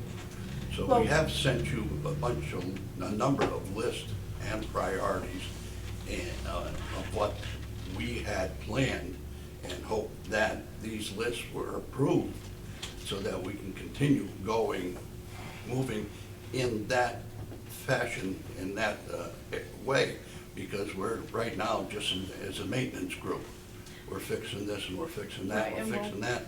But the main problems aren't being solved because we can't get the proper help that we need. But that's an agenda item for next week, Willie. Okay, because what the municipal building committee's on the agenda for the 8th. 8th. Right, so after your next meeting, and then we're gonna have a bigger discussion about it. I just don't wanna, we're already, behind time with the Yeah, well, police and fire. I understand where you're going I with it. realize that, but you're talking about the fire department and more ambulance service. If you don't have a building to put it in, what the hell good is it? Well, that's why you have to have the identified services in need, and then you figure out where to put the stuff. I mean, you don't go one in front of the other, so. If you have common sense, you allow for that when you're building that, because you've been talking about the ambulance service for so many years, that, yes, okay, you need a 2-bay fire department, well, put in a 2-bay for an ambulance in case. That's the only reason. Okay, but we'll talk about that more next week, okay? So speaking of the ad hoc committee, there was a proposal 2 weeks ago, 1 week ago, 2 weeks ago. Mr. Michkowski came forward and had requested that we consider forming an ad hoc committee to address the possibility of using town-owned land next to North Hadley Hall. And so we did agreed that we thought it was a good idea, but we also agreed that we wanted people to formally submit their names in writing, whoever might be interested in being on that committee, and my understanding is we have those names formally submitted. Yes, we do. Okay, so I believe that it is Mr. Michkowski, obviously, Frank Quadro, former member of the Finance Committee, and the contractor, Howard Koski, former Finance Committee member, Myron Shudzik, former fire chief. Yep. 2 chiefs. The 2 chiefs would be advisory to the group.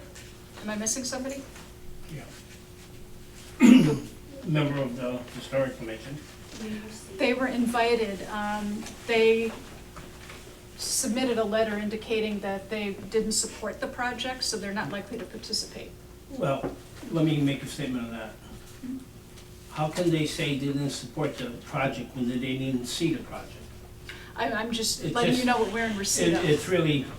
It's the concept of building something there. The project is what we're trying to put together, so they don't support the project, they've never even seen the project. But there's an open seat for them to the extent they want to participate. Exactly, and also a member of the building committee, Yes, David that's right. Washkevich, Okay.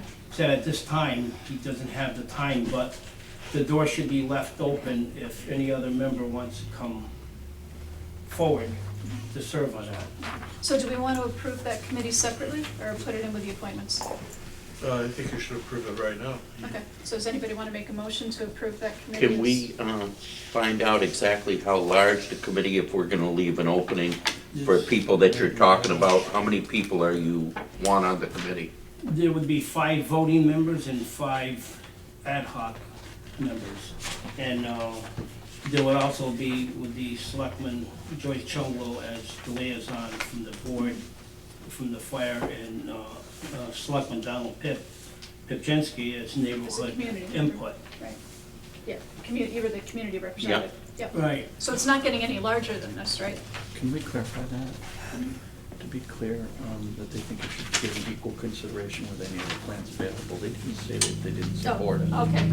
Jerry's keeping me on the right side of the law here, because I'm gonna get phone calls from a couple of people on the Historical Commission. Specifically, what they said was to clarify, the Historical Commission would like to explicitly state that we did not approve Mr. Michkowski's plan, but rather requested it be given equal consideration with all other plans. So thank you for saying that. There's not a plan yet. Right. Okay. Like, can you approve it? Okay, so we have a motion to approve the committee as presented. So moved. Second? Second. Okay. No. All those in favor?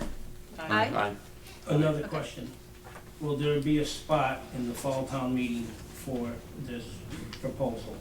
If somebody puts it on the warrant. That would be asking the selectmen, otherwise we would have to petition it. We would rather have the selectmen put a article on. If it's needed, we'll use it. If not, we can pass over it. But I would like to know that right up front, so we can just, Well, go ahead, David. I prepared a draft agenda for the fall town meeting, and there is a capital article placeholder there, so your project's not in there, but there is an article placeholder for capital projects. it's not in there, but It's not specifically in there, but there's a placeholder that it could fill. Could go in other words. Yep. Yeah. Yeah, and the warrant's open, so we have our time. I hate to spend all the time and not have the opportunity to go in front of the town. And I'd hate to find out that, for whatever reason, you find out it's not a viable project and we have it on the warrant and it's not necessary, so. Well, if I mean- that's the case, you kick it out, but I mean, Right. I don't think it's gonna be the case. Okay, well, we've got time, so we can talk more Right. about it. Okay, anything else for the chiefs tonight? Thank you for your reports. Okay, and you have a commitment that we'll have some of these items on the agenda in the near term, try to get some resolution for you. Thanks with the open items we talked about. Thank you. One further thing, now, I think you left it up to the chief to come back to us at a later date to implement the ambulance committee again? No, I think the question was, is it time now? It's up to us to, it's another ad hoc committee, Mhm. so we should discuss whether or not we want to start that committee back up again. Or I thought you were gonna make a recommendation at the end of June or something that it could be started now. That's the way I understood it, but maybe it's the way you wanna do it, I don't know. Well, I mean, if anybody's interested in it, I don't see why we couldn't take any interesting parties and discuss it at this time. If we, I mean, if you'd like me to put a list together of folks, we can review who was on the committee already, and see if they're interested in continuing. Could we And then we'll vote be open to establish it and then ask for people that wanna be on it? That's, I think we should. So then I would make a motion to establish the ambulance committee once again. Okay. Second, Second to that? second. Okay, and then, you know, pending direction again from the chief as to who he thinks should be represented on the committee, we would then open it up. That's fine. So, all those in favor? Aye. Aye? Okay. All right, thanks, Donald. Madam Chairman, did Yeah. you formally vote for that ad hoc committee? Yes. You did? No, you actually. Oh, we didn't? have it. Yes, we did. Did we did first and second, didn't we all say aye? We do.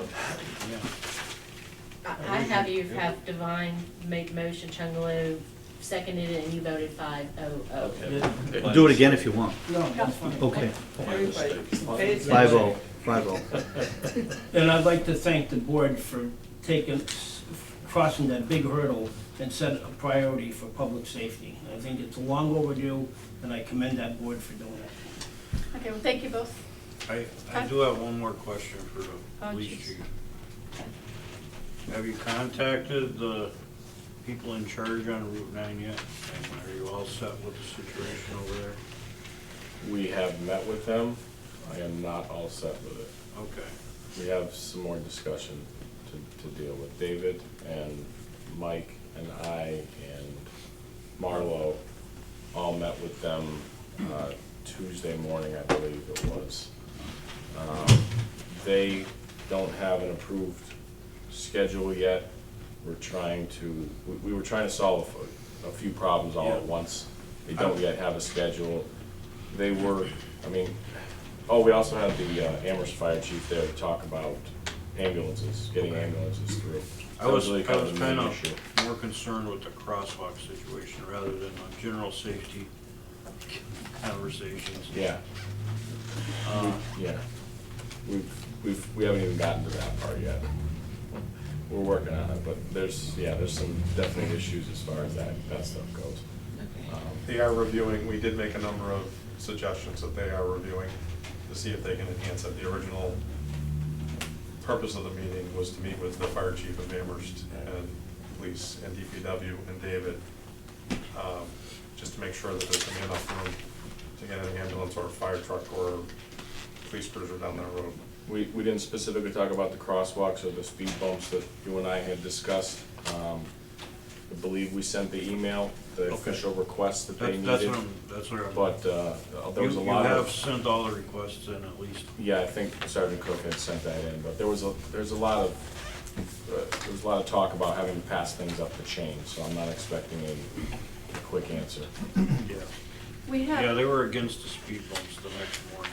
Okay, let's, yeah, I'm getting a little bit into the weeds here. Marlo, something quick?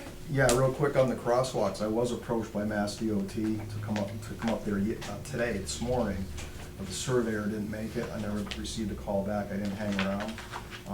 Mass DOT wants me to take a look at where they're gonna put the permanent crosswalk down there. My suggestion was, I hadn't had a chance to talk to the chief, but I'd wanna drag him in on that.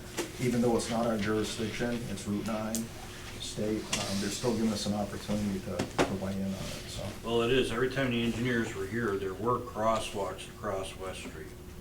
Just, I know you're new, but it's been in the conversation for quite a few years now. When they did the first section of the project, they never returned the crosswalks across the 4 lanes. with any kind of signals or anything. And there was a lot of people concerned about that, and there still is with the use of the common, and just with general residents trying to get across that road. Well, if there's something specifically we want to see, I would need that information or someone to join me on that. That is such a dangerous curve to put Yeah. any crosswalk there. I don't like one at all. to be I honest. said it No. right, I said it right Guys, in the meeting let's before. Yeah. Okay, I said it so, right- Another No. topic. I said it right in the meeting before, you know, Amherst put the raised crosswalks in on Route 9, right at Amherst College. That they own. And they work. They own that road. That's why they're there. We don't have jurisdiction. We didn't assume the responsibility of I that road. understand that, Jerry, but okay, well, we can take it up, we'll have, it's we have on time a here. numbered state highway, and it was done. Okay, all right, let's move on. So I'm just realizing you guys are still sitting there looking at me, even though I said thank you. So I've looked down the agenda and see that you're probably wanting to stay for the town employee evaluation schedule. Is that why you're? Is it that time of year? So if we can, why don't we jump to that? Good idea. Okay. So, in the past, and I guess mainly for Donald's benefit and also Marlo, and Mike Mason too, in the past, what we've done is we have taken up the town administrator's evaluation at the end of the fiscal year. So last year, I just want to stick with David for a minute. Last year, there was a performance review form and if you remember, it's made up of kind of basic, behaviors. You're reliable, you're dependable, you can communicate, all that kind of stuff. And then there were specific goals that we would rate you on. And I think that the process worked fairly well last year. So Donald, what we did was we circulated the evaluation form to all of the select board members. David presented us with his assessment of how he has performed against the goals that we agreed upon for him at the beginning of the year. And then subsequent to that, then everybody turned in the evaluations and the chair gave a summarization. Although the individual, we didn't merge anything, the individual evaluations stayed intact and are a matter of public record, but the chairman just gave an overall public report as to what the assessment of the board was, how the scorings came out. So, does anybody have any objection to handling it the same way this year? Do not. Similar, maybe we can expand a little bit more on it, because there was some areas that, For clarification. yeah, where he could have got another point maybe out of me, where he didn't, so, I don't know, we can go over the old one and take a look at it. Yeah, so why don't I'll get that out to everybody, the form we used last time, and then if you have any questions on the evaluation itself, and David, if you could be working on your self-assessment. Right, so you and I had talked about an evaluation night on the 20th of July. Yep. All right. Would that be okay with the other board members? For just David. Just for David.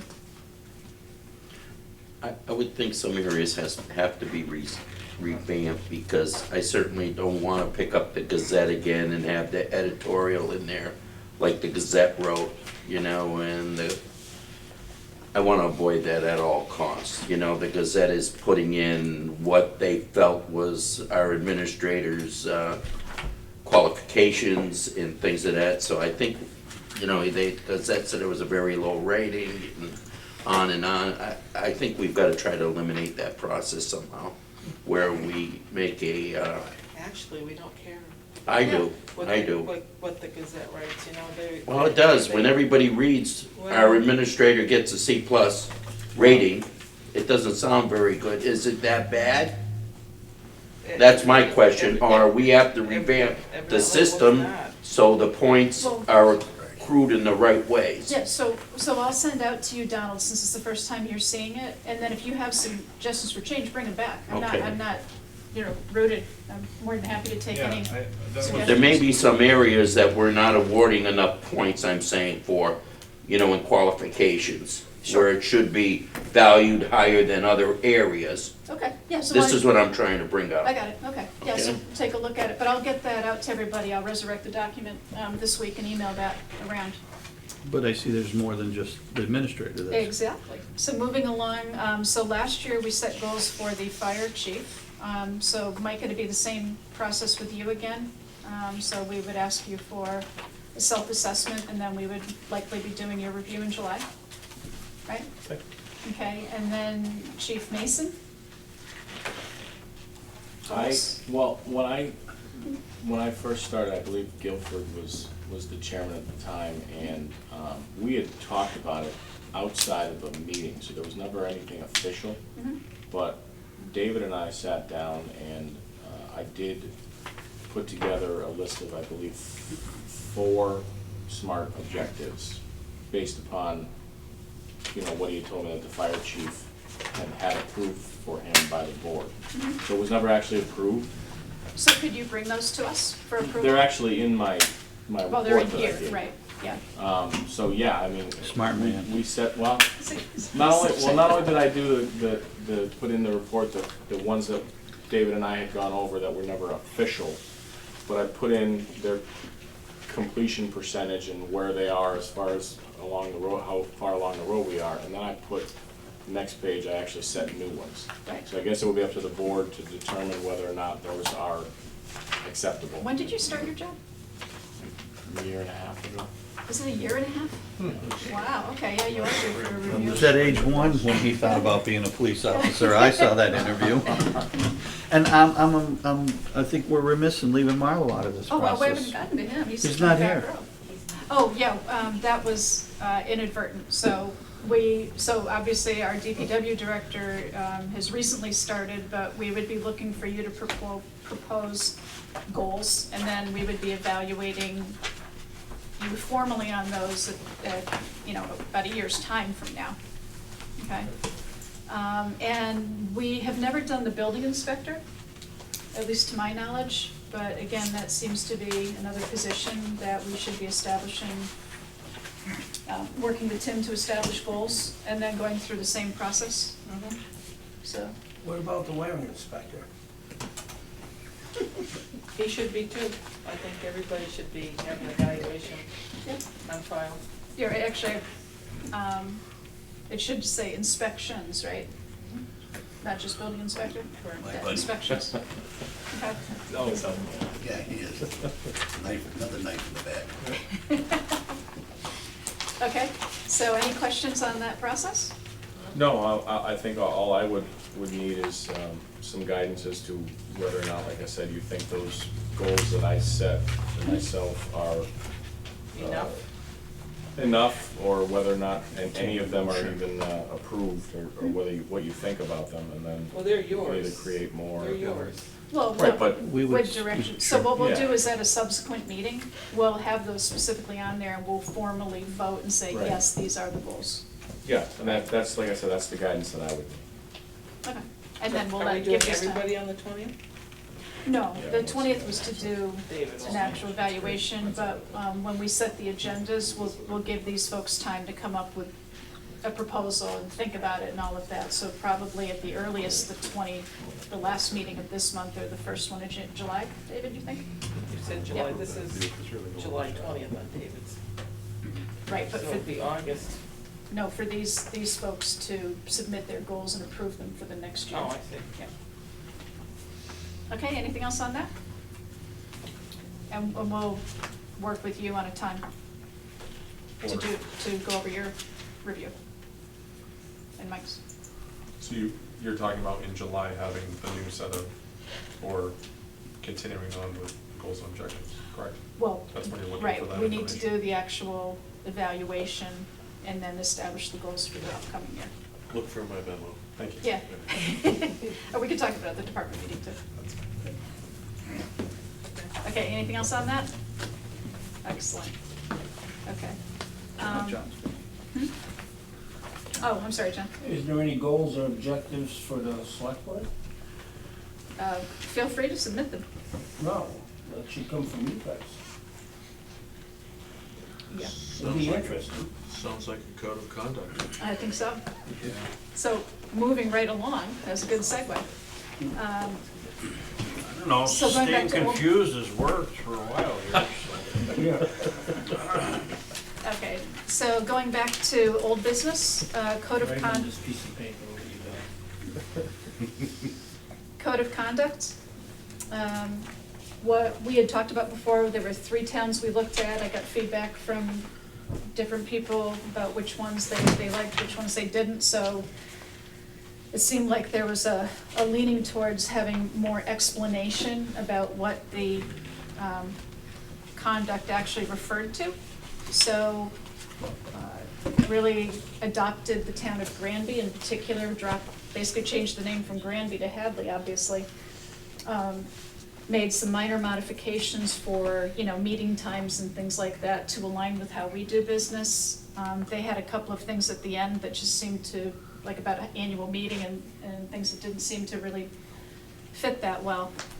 But technically, this would be the first reading of the board of the actual proposed policy to be adopted. So thought open this up for comment tonight and then hopefully move this to a formal vote at our next meeting for adoption.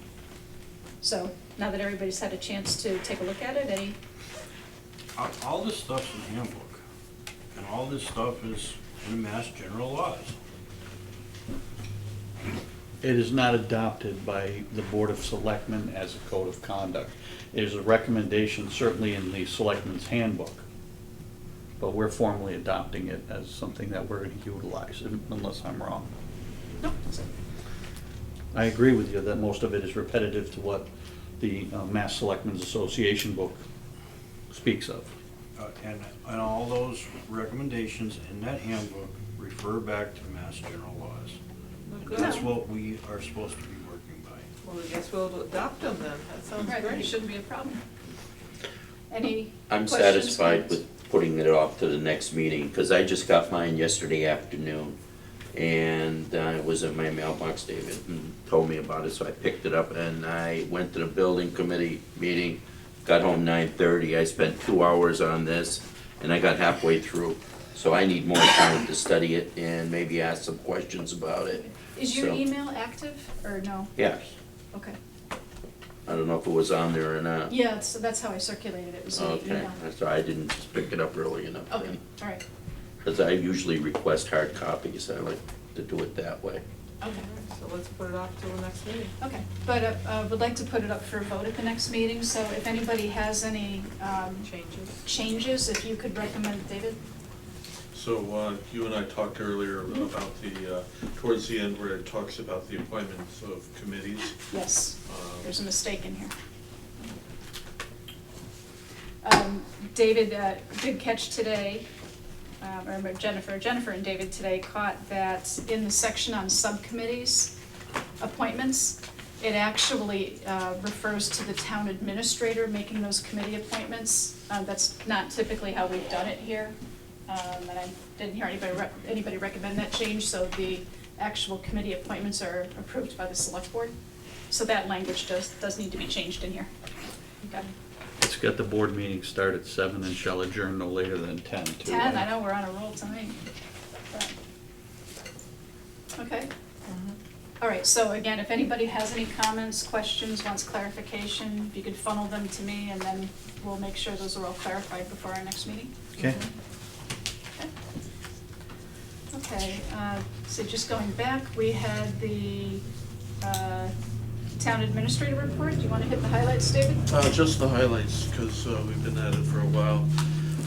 We did have that meeting with Route 9, talking about the provision of public safety and emergency services, particularly getting ambulances through the construction site or around the construction site. A number of concrete suggestions were made to Mass DOT. They're taking it under advisement, which we'll have a follow-up meeting. But in general, we're going to start seeing a lot more construction, and there's going to be a lot more impact upon traffic. I think it's safe to say that we're going to get on each other's nerves, and we have to continue to coordinate this project because Mass DOT and ET&L are helping us out. We're estimating that the savings on the water work that we're conducting in conjunction with Mass DOT. It's gonna save an estimated $150,000 at a minimum of cost from the ratepayers. So we're gonna continue to work cordially and as partners on this project, bearing in mind that we have another project coming up at the East Street intersection in the next 2 to 5 years, where we're gonna have, you're gonna see it in the capital plan update, that we're gonna start looking at design costs and preliminary construction costs for the next phase of it. So we wanna be good partners now, so that in the future, we're going to be good partners in the future. And that we will have another opportunity to save a lot of money by coordinating our work. The parade is over. We will see the contractor button up the staging area in order to progress with the work. We're working with the American Legion to allow parking on the field behind the senior center whenever the Legion has a special event. I've received a new calendar of events for June, and we're coordinating that with Park and Rec and with the Council on Aging and the contractor. We've got an update on our state revolving fund. We've received the green light on that. There's going to be a formal vote taken this week, but it looks like that funding is now secured, so that's very good news. Dated today. Got the phone call this afternoon. Hot off the press. Public Safety Complex roof update, that is out to bid with a due date of June 20th, contingent upon funding. We have a ballot question coming up on June 16th. Hopkins Academy, noon to 8, those are the polling hours. And we have 2 questions there, one for the roof, for the Public Safety Complex, and also for the backhoe. Land requests for proposals, the update, the 2 requests for proposals for land both in the center of town and North Hadley have gone out with the due date of July 26th. And this will give this, and that'll give us time to include the proposed land purchases in the capital plan, planning for a special town meeting. Owner's project manager, that's been delayed 1 week while you're conducting, the committee is doing the interviews, and so the 3 finalists will be ranked and presented to the select board at your next meeting. The 29th, I think. The 29th, is it? Right, because we're not even All right. meeting. I'm still waiting for 2 responses. Okay, Okay, yep. June 29th. Yep. Thank you for the update. Mhm. We just did the borrowing. NS4 stormwater permit update. Marlo, Warner, Sharon Gifford, and I went down to PVPC to sit in on the Connecticut River Stormwater Planning Commission.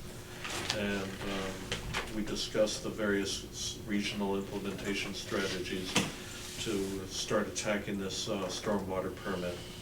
There's another orientation meeting coming up Monday, August 8th at 10 a.m. down in Springfield, which we intend to go to. I think that joining this coalition is going to be in our ultimate long-term best interest, because they are looking at regional approaches for some of the implementation requirements. I think that's going to save us money in the long run. They are talking about upping the fee from $2,000 to maybe $3,000 or $4,000, but I think, and we haven't made a recommendation yet, but the feeling is that having a group of people working on this with coordinated regional activities, as well as the exchange of ideas and approaches, will pay dividends, and I think it will be short money for a good result at the end. If you have to put up with an unfunded mandate, you might as well do the best we can. And then we have a number of events and community celebrations coming up. Hopkins graduation this Friday, June 3rd. Best wishes to the graduating seniors, and good luck with your future plans. Asparagus Festival this Saturday, June 4th, West Street Common. Crafts Fair the next Saturday, June 11th, West Street Common. There's a tribute to Ron Baretska and the ALS fundraiser, June 12th at the Hadley Young Men's Club. We have the debt exclusion ballot vote coming up on June 16th. And then the special town meeting that warrant is now open. special town meeting is planned for October 27th. And that's it. Okay. I All right, think any you questions skipped for over Dave? one, What did I skip that over? HVAC control. HVAC control is Yeah. out to bid with the due date of June 6th. And encompasses what? That is to replace the obsolete HVAC controls at the public safety complex. Those controls were obsolete when they were installed back in '93, and we're now in a place where they can't be maintained and they can't do the job that we need them to do. So we're replacing the whole control panel. Is that the same area we walked through up top, like in the attic more like? That's where it's going. Okay. That's part of just the controller. Very good. Controller. Yeah. All right, thank you, David. Yep. So, constructive suggestions. One of the, so just going back to how we left town meeting, That's the we annual appointments, went, the usual. you know, publicly stated to the folks at town meeting that we were going into the budget, the proposed budget with a shortfall that we didn't exactly know how we were gonna bridge. But we told them that we would be working awfully hard between now and fall town meeting to come up with a strategic plan, try to lay out a 5-year plan as to where we think the town needs to head in terms of revenues and expenditures. So, you know, we're, you know, just having the presentations from, you know, public safety tonight was on the schedule that we laid out, and we are trying to follow some sort of logical schedule to make sure that we get ourselves in a situation where we can make decisions encumbered with as many facts as possible. So we all committed to working hard over the summer to accomplish that. But, you know, I know some members of the select board have certainly expressed frustration about, you know, things that we may not be doing or we should be doing. So I just wanted to give everybody here the opportunity to speak up. I mean, if you have suggestions for, you know, areas specifically we should be looking at right now or doing it in a different order, you know, effectively what we're looking at is we kicked the OPEB down the road, so it's $250,000 that we're hoping to be able to fund some or a portion of or all of in the fall. We deferred some COLA increases, we deferred capital items. I mean, there's, when you look at it, you know, we got the budget down to about $130,000 gap, but we're also not funding the capital account that we have in the past. So it isn't really a $130,000 problem, it's a several $100,000 problem. That isn't going to get any better, so unless we take some action.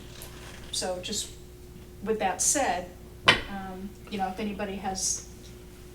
I spoke to David the other day, and I don't know if he was able to talk to the chairman about the forum I suggested.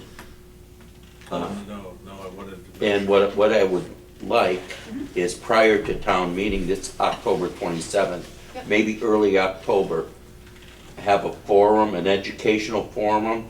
I spoke to Senator Rosenberg. He said he'd be delighted to come. And let people, basically it could be, where do your tax dollars go? And we would have like a panel discussion of our department heads. They could give like a 5-minute update of their department and go from there, you know, and have it at Hopkins Academy, and they could attend, and if they don't attend, then they can no longer say, where do my tax dollars go? Right. Why didn't you attend and learn? You know, something like, and it would also give the public the information they're gonna need for the October 27th ballot votes and stuff at town meeting ahead of time. Yep. I think that's actually on the schedule. We had one immediately in advance of the fall town meeting, the week before, which would specifically be to go over the warrant. But then I thought we had another one, and I'll have to go back and look at the schedule, either at the end of August or in September, specifically to do what you're talking about. So kind of, I hate to put it this way, but once we really figure out the lay of the land, for us to be able to go to the town and say, here's where we're at with public safety, with DPW, So, and I think having Rosenberg or somebody like that, there's a great idea. Well, I think we're also waiting for the cherry sheet money to tell us what we have. Mhm. That's always the crapshoot of where we are with our budget, so I mean, that's, comes in this summer, so by fall, we'll have a better idea of where Much we better. sit. Yeah. But, you know, I think, I guess where I'm trying to go with And that's this always been.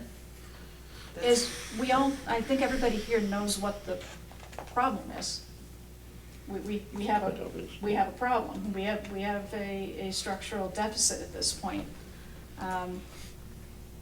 But we need to figure out how to solve the structural deficit too. So, I mean, I think mechanically, yes, communication is going to be huge to educate people, but we need to have a game plan as to what direction the select board thinks we need to move in. Whether it's an override, whether it's cuts to services, whether it's, again, combination of the two. I think we need to You know, see where the money is. You gotta, yeah, and our projections on our revenue need to be more accurate. We came out a couple of weeks ago with agreement with the medical marijuana place. That probably will never even pan out. And that money, we've already got in a revenue source and already spent, that we don't even have. If we don't have the actual projected numbers in front of us, again, our balance sheets, not a credit card with a $500,000 limit on it, if we don't have the actual numbers in front of us that we can work with, there's no possible way we're ever gonna balance this budget. If we need to go for an override at that point, then I'm absolutely for putting it on a ballot and explaining to the people what we need to do with the money, like Donald said, so they understand where their money's being spent.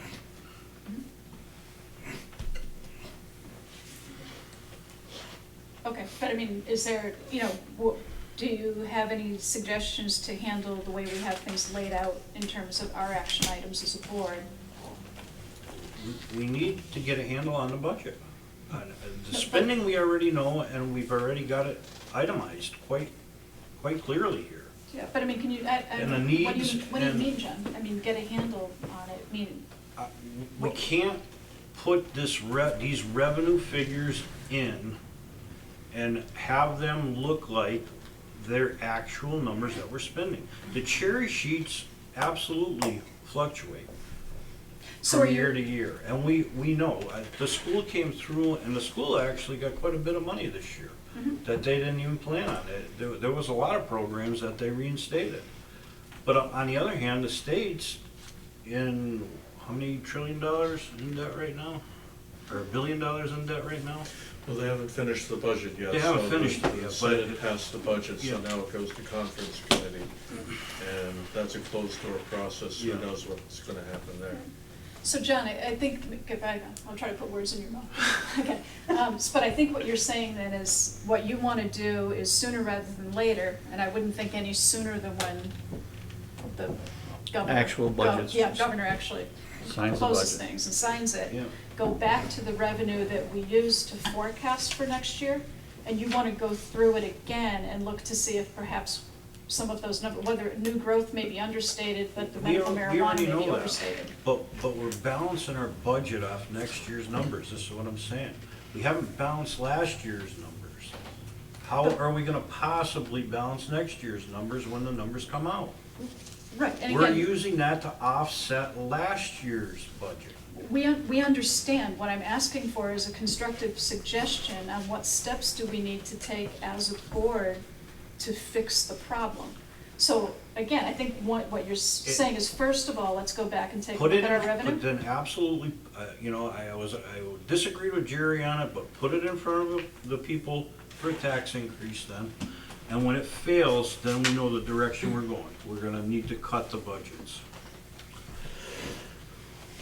Okay, that'll be taken under advisement for sure. Okay, well, I'm sure I'm not gonna be the popular one there. Again, I think what the town's looking Nothing's for. changed, exactly. I think the town is looking for us to present them with a plan that they can react to. So, anybody else have anything they wanna offer? I guess we have And we'll to, just keep this on as a standing item. we have to stop trying to fund the operating budget in the fall by hoping free cash builds Yes. up to an enormous amount Which we is have to the be able to set that in concrete prior, in our Springtown meeting. Yeah. And that would be our main goal, to educate the people why we have to do this. And it's the same with OPEC. I don't think we should keep rolling that OPEB, rolling over. It should be in the operating budget, voted, and the townspeople are gonna assume the liability if it's gonna need an override to accomplish that. And they say no, then we'll deal with it. But we've gotta bring it forth to the general public. It's our responsibility as the select board to do that. If they vote no, then we presented it, and then we have the responsibility to make the cuts, if that's what they want. Yes. But we that's have what to I'm trying present it to them. All right, so let's move on. Okay. Anybody have anything else? Okay. Again, we're all in agreement that we have a problem, but what we're trying to do is figure out how to resolve the problem and what we're going to bring to the town when we have the public forum that I agree with Yeah. at the end of August, beginning of September. So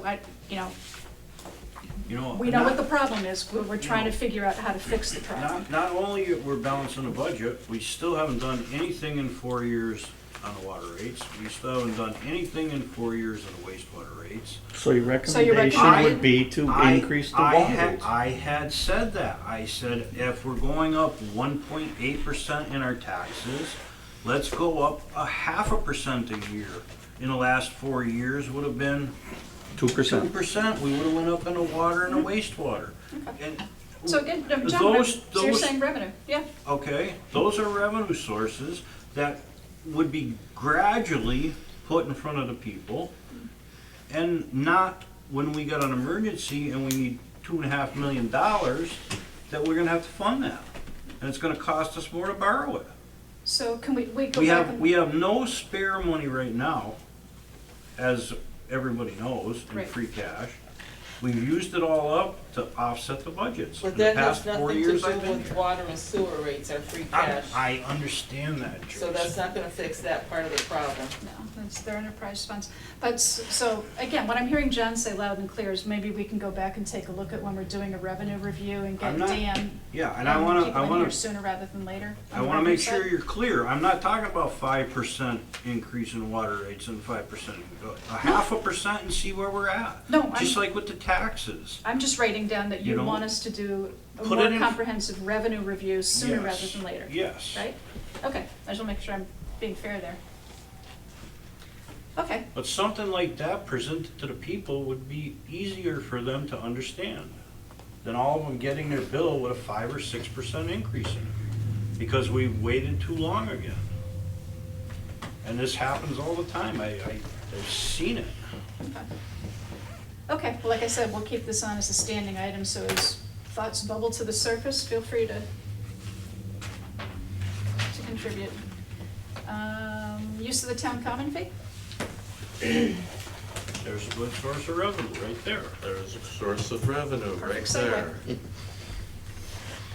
Okay, so, we've been having more and more inquiries about the use of the town common, most recently by a crafts fair vendor who would like to use the, who is using the town common on June 12th and would like to have another crafts fair in October. And just pulling this information up on my computer here. A while ago, the select board asked me to look into what are the true costs for it, processing and administering a permit for, and I went through all the permits that we have, but in particular, what does it cost us to have a 1-day, 3-hour event at the West Street Common?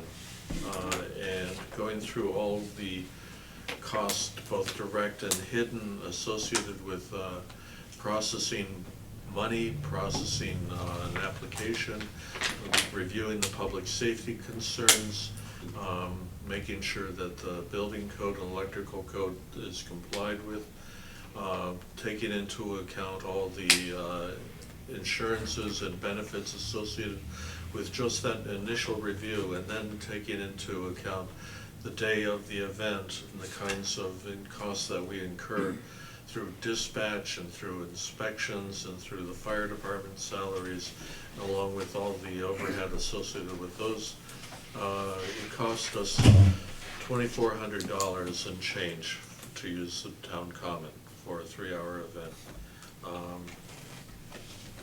So other towns have done this kind of evaluation for parades, for the use of their commons. Some towns decide, well, okay, we know what the costs are, but this is a community service, and this is a cost that we're going to eat. Other towns decide that they're going to split the baby, if you will, have the community events be at no charge, but non-community events such as this craft fair to be charged. And so we were kicking ideas around in the office. You're certainly not going to charge $2,400 as a fee for the use of the town common, but as an initial starting place for our conversation, we talked about a tiered system of a profit and non-profit. Non-profit would be $100, and a for-profit would be $250 for an event, which would partially and not totally offset our true costs for administering and processing the application.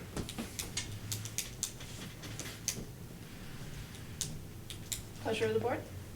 I don't have a problem with that. I think those rates are reasonable. Citizens, I think we should bear in mind that they pay taxes in the town too. I think there should be a citizen price versus somebody from outside of town. I know that the person who's doing the flea market or the craft fair, whatever that is not a resident of the town of Hadley, and I think there should certainly be a variance on the charge for them versus a townsperson. And I would as well like to see some type of deposit held to make sure that the cleaning of the town common gets occurred. I mean, if we expect them to leave the town common clean and they go away and they didn't have a successful event and it's raining out and they leave a mess out there, there should be some way for us to be able to, offset the expenses of that. Any other comments from the board? Well, one other thing David and I talked about was there's also spin-offs from these events. For our commercial districts, people coming in from other areas, stopping to eat in our town, stopping to buy gas in our town. So there are benefits and the goodwill we get out of these. Hadley, they were coming to Hadley for these events. There's a lot of people that travel a long distance to come to these events, and it just helps promote Hadley in every aspect.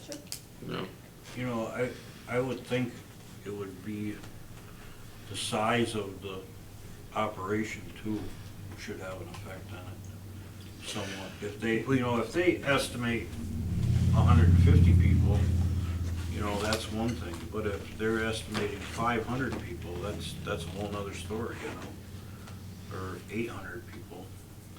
That was one of the things that we kicked around as well, is should we have a tiered system based upon attendance, and we didn't want to give anybody incentive to lowball an estimate and have public safety prepared for 150 when 750 show up. So happy to work with you on that, but we were just concerned about Well, I'm just saying it may be something to consider along with these other fees, As Jerry said with the resident and non-resident, the size really has an effect on the public safety side of it, So do we want to maybe start somewhere?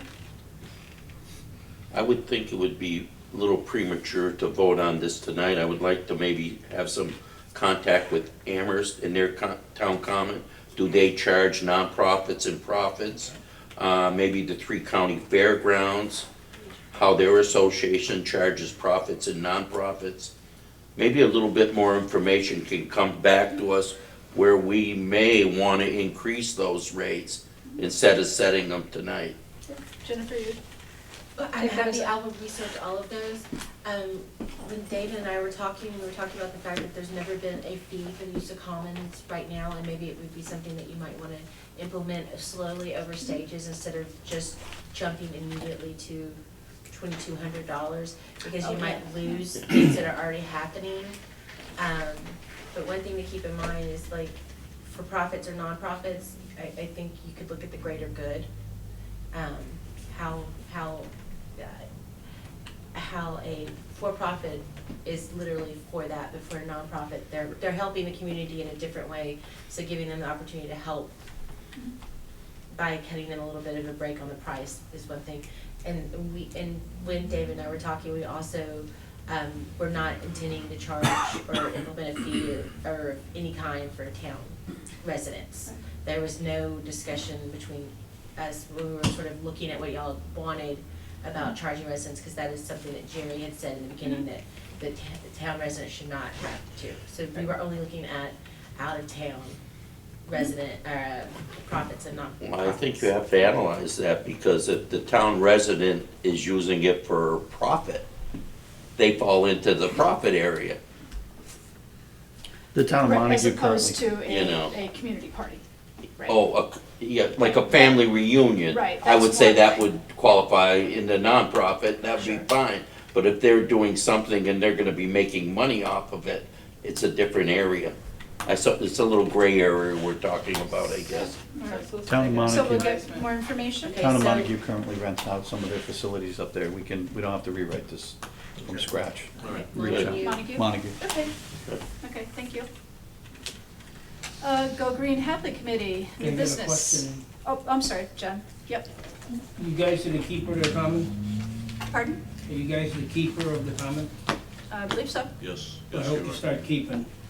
Our planning board cited a business for parking on that common in violation of the site plan review. To this day, there's nothing being done. No business should be spilling over on our common and parking using that for parking lot. And that should be, they park there, let them be towed off that common. They have no business doing that. Do When- we have enforcement authority to do that? Absolutely. You have not posted that. It is not comment. posted. None of the comment is posted. So that means it's allowable? Yes, that's Yeah, exactly, right. that's how we had to post Meadow Street, They're in the exact violation problem we of had the at Meadow site plan Street. review.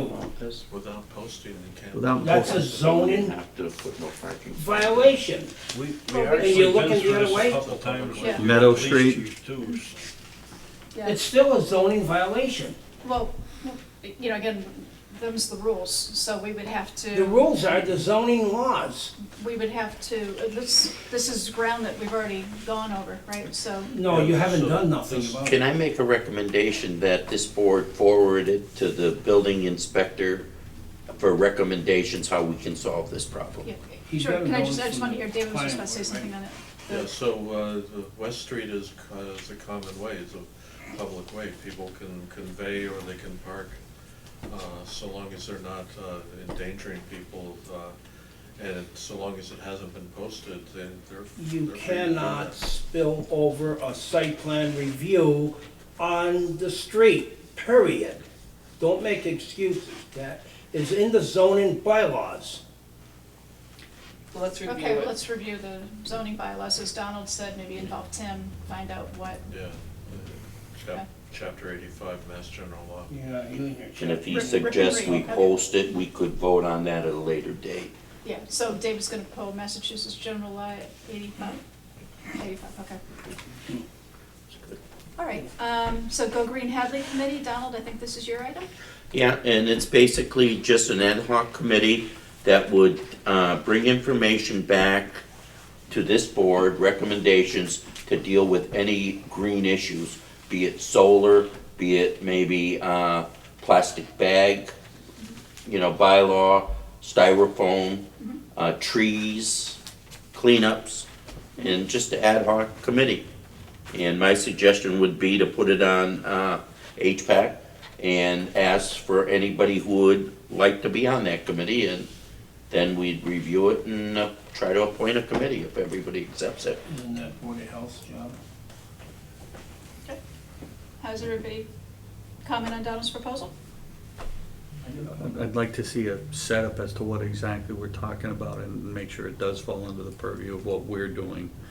I Or don't. does You mean like a mission statement? Exactly. Or does it fall under the Board of Health? Exactly, It's under the Board of exactly. Health. And Donald's, I think other things that Donald's talking about would not fall under the Board of Health, but Right. some of it does fall under the Board of Health, and I don't think we should supersede their authority, and maybe you can talk to them, Donald, about whatever they feel that's their purview and whatever would be the purview of what you're proposing. I think almost every town has a Go Green committee now, and we don't. Could you find a, would you mind doing just a little bit more work and maybe Yes, get I will, like a and bring it mission back. statement? Yeah. Definitely, sure. And then could you maybe call Mr. Mish, Greg. Greg Mish or I'll talk to Tessier him. or Greg, right? Greg. Is he the chair? Greg's Okay. the chair. I Jen, think Jen, Tessier. no, Jen Gold. Gould. Gould, that's right, Jen Jen Gould. Gould's on there. Okay. It's sort of like And then we'll break it the down. shade committee with trees. Yeah. Setting it up the same way, you know? Okay. Annual appointments, David?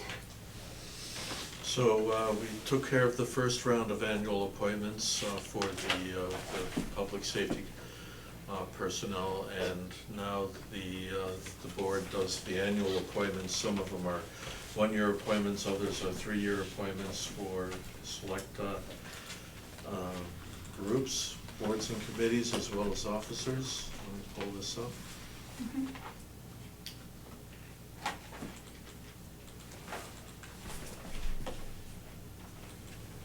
Jennifer, oh, here it comes.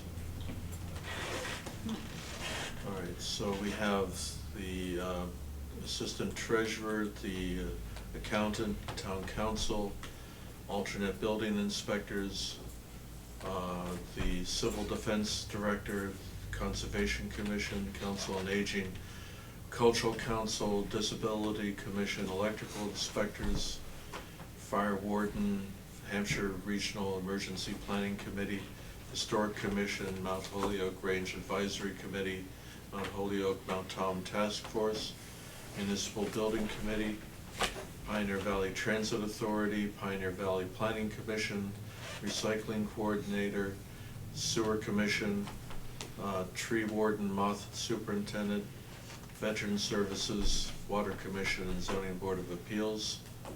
And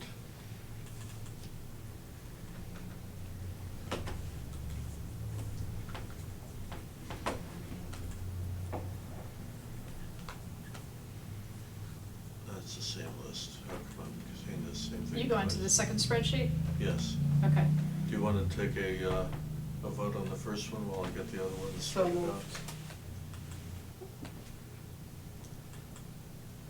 Okay, is there a second on the first? Second. I don't think the Conservation Commission is correct. Mr. Alexanderson resigned, did he not? Oh, you're right, you're right. Mhm.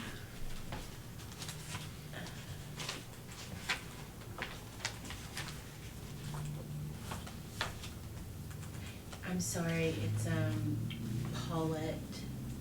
Costello. Oh, Costello. Yes, Yep. I'm sorry, I did not know that Alex Anderson had resigned, but Paulette, Janice just gave that to me.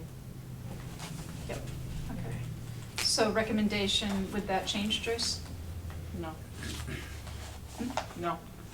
I mean, what? With that With change. that Oh, yeah, change made. with that change, And yes. she thought you said, would that change? Oh, Oh, okay. Is there a second on Joyce's motion, I subject second. to that I'm change? just reviewing this. Second? Okay. You said you're still looking? Yes, please. Okay. Second. Okay, all in favor? Aye. Hang on, I got one more question. Okay. Are we going to hire an accountant eventually down the road here, or what? I think that is going to depend on the outcome. Remember, we signed up for that program with the state, the Community Compact? Yeah, Commonwealth Compact. Commonwealth Compact, thank you, I knew it didn't sound right.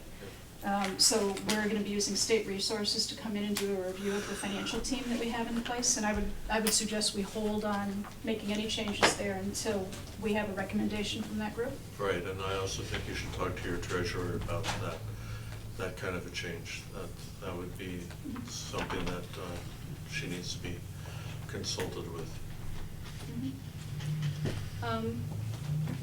Can I just, Capital Planning Committee, no, not Capital Planning Committee, I'm sorry, I'm getting my spreadsheets mixed up here. The Municipal Building Committee, I would actually like to recommend a change there. Right now, when we first formed the committee, we had town employees listed as voting members of the committee.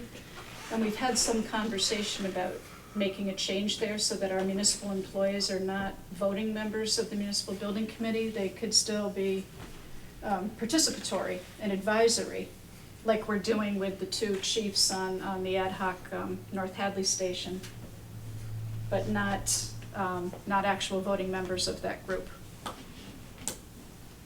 You just took away over half the committee. No, No, 3. 2. Willie, Willie, Gary, Gary. and Tim. I think Gary's different than the other 2. You know, the other ones are inspectors and things of that nature. Gary, I think, should remain on that committee because of the maintenance issues As a voting member. as a voting member. And the other 2, my impression is they have to maintain their neutrality for town meeting to speak in behalf of the town. And by being a voting member, they're sort of handcuffed. You know, and I agree with your suggestion, it has to be thought out here. I mean, it wouldn't preclude us from adding other members to supplement the existing group, but I just think going forward, they shouldn't be voting. Secondly, we have another problem then, because we have members on there that are elected officials representing like Park and Rec and the library. And I know when they vote on issues, they exclude themselves, but they're in an awkward position too. Well, Andy certainly would represent Park and Rec, but there's nobody from the library group. I thought David no. Waskevich. Oh, no, Isn't he's he? the municipal building, like, he's the same, like, I'm the select board representative on the library, and he's the municipal building representative, just like Dan is on the senior center building. Just to the library. Yeah. He's not an elected No. member at all on any board in the library. No, he's just there to make sure Okay. that the So communications in then he's concert. fine in my mind. I think the committee works very well the way they are now, and I think we got a tremendous amount of assets there. I hear what you're saying about the voting aspect of it. Maybe we can send that back to them and ask them for their recommendation on that. But Well, we're I running- think they've been as careful as they possibly can in the past. I mean, without all those years of experience in our town and out of our town, I can't see changing it right now. There's a lot of institutional knowledge, I think, Yeah. there that we benefit from each and every meeting. And the voting aspect of it, is there a particular instance where you felt it's interfered with what they're trying to do, or something else aspect of it? Well, I think it's the objectivity. I think exactly what Donald said. When we have two buildings, or the building and the electrical inspector, they have to maintain neutrality. And it's hard for anybody. I'm not being critical of those individuals, but you're putting them in a very awkward position because you're doing all of this work on a committee. As an individual, of course, you're gonna start forming your own personal opinion, but then how do you separate that when town meeting asks a question? And you could be put in a situation where you may need to respond from the inspector's position that's in conflict with your own personal thought on how you wanna vote. So I just think, and I think you're right, there's a better clarification. Maybe it's just the inspectors that Last night, their chairman even indicated that the committee needs to be revamped and their goals have to be revamped also. You know, they've got so much added to their plate, buying property, building buildings. It's just overwhelming for that committee, the work they've got to do. And he's aware of that and he wants to make some changes himself. Mhm.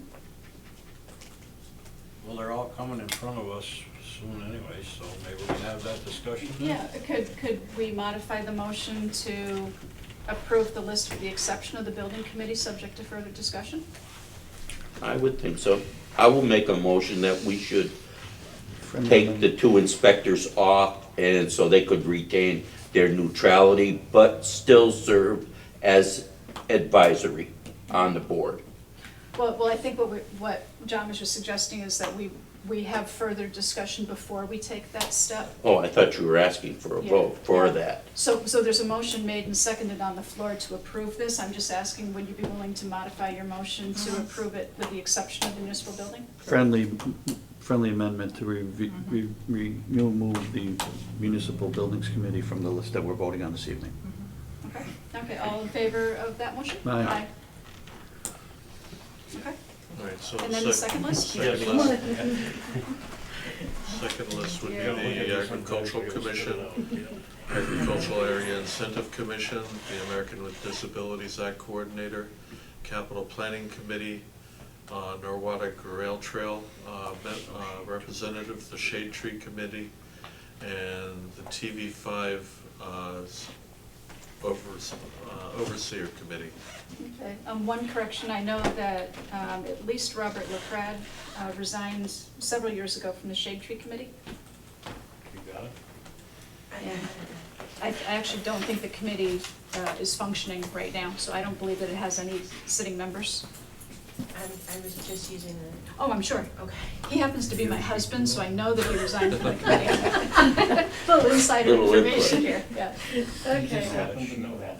It's sheet 2, actually, the way they're going through it, sheet 2. And I know that there's been some conversation about the TV5 Advisory Committee. I mean, right now, Richard, kind of reports to David, and there's been some discussion in the past about whether or not the TV5 Advisory Committee should have more decision-making authority, is that the best way to put it? Recommending to us. Supervisory authority. Yeah. Supervisory authority. So is that a discussion that we want to take up with them? Or can we tell them, or? I mean, I think they're kind of going, Donald's the liaison, right? Does he have a recommendation? I missed the last meeting because I didn't know exactly when it was. Maybe the director could give us a little input here on this and what he feels. On giving the advisory committee more power? Is that what you're asking? Yes, and is the committee functioning well, I guess that's what I'm asking you, in its present situation, or does it have to be revamped? that's probably not a fair Not at question to all, ask no. Richard, especially if he's Yeah. potentially reporting to them, right? Well, Not at the moment, I'm not. They're just advisory. Right, but I'm saying, given And the I would fact. just assume they stay that way. You would. Can we Maybe- take this? Maybe we bring them in. Yep. All right. And I saw the list of committee members on the spreadsheet, and it's incorrect.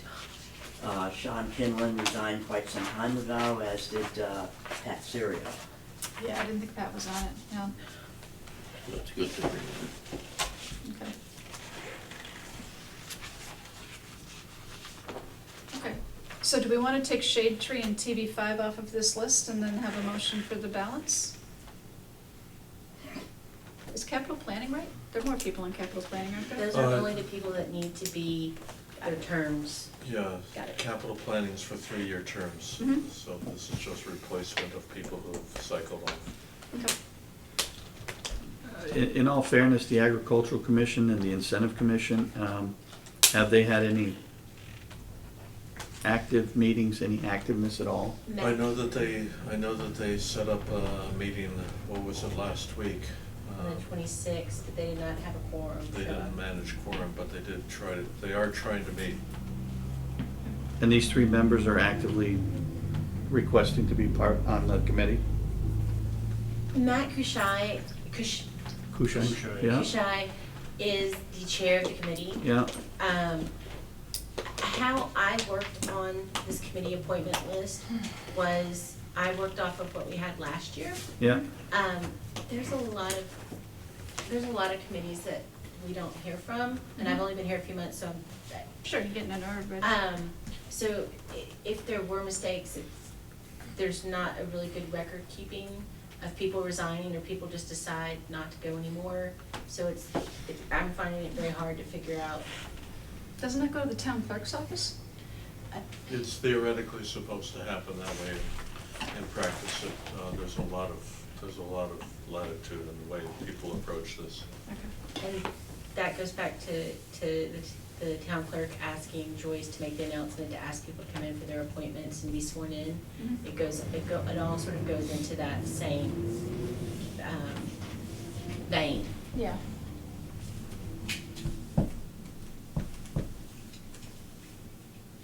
Okay, so what's the pleasure of the board on this list? I think keep it in play. I don't think it's fair to disband a committee without having some conversation. Yeah, and I was just suggesting that we defer the shade tree and the TV5 advisory to Okay. future conversation. Shade tree, 'cause we just don't even know if there's anybody actually on it.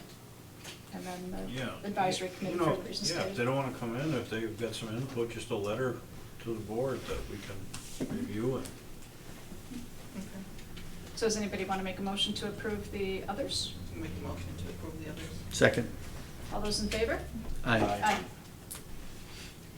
Okay.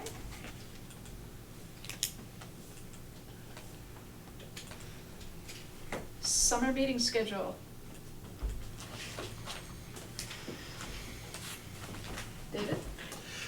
Yes, so we originally set up a summer meeting schedule that was going to result in a big gap from June 8th to July 13th, and that was simply going to be entirely too long to go without a meeting. So I'm proposing that we have a meeting June 29th, July 13th, July 20th, and it says August 1st here, but I meant August 3rd, August 17th, and August 31st. And that means you'll be meeting enough so that things won't accumulate too much over the summer. You'll be able to keep on working on your, and you have an ambitious agenda going into town meetings, so this will keep that work flowing as well. So, I have no problem with the schedule. Well, didn't you say there was too much of a gap between June 8th and the 29th? No, the original schedule had June 8th and then July 13th. That was the gap. That was over a month. So we've revised it here. What you're looking at is the revision. bless you. Okay, so what, do the days again? I'm missing something. Okay, the only thing that's different is August 1st. Okay, goes to the 3rd, Yep. right? That's the 3rd. And the 8th and 29th of June are remaining the same? Yep. You're adding the 29th. Before, there was a gap between the 8th and the 13th of July. Oh, okay. You're I adding the see. 29th. I see what you mean, fine, and I thought you were talking about the gap was between the 8th and the 29th. So, okay, I'm fine with it. Yeah, So no motion problem. to approve? Second motion. All in favor? Aye. Aye. All right, and I think that concludes the agenda. Do we have any announcements? I think we did those. Did all the announcements done up front? Talked about the Asparagus Festival already. Yep, okay. All right, motion to adjourn? Motion to adjourn. Second. All in favor? Aye. Aye. Okay, good night, everybody.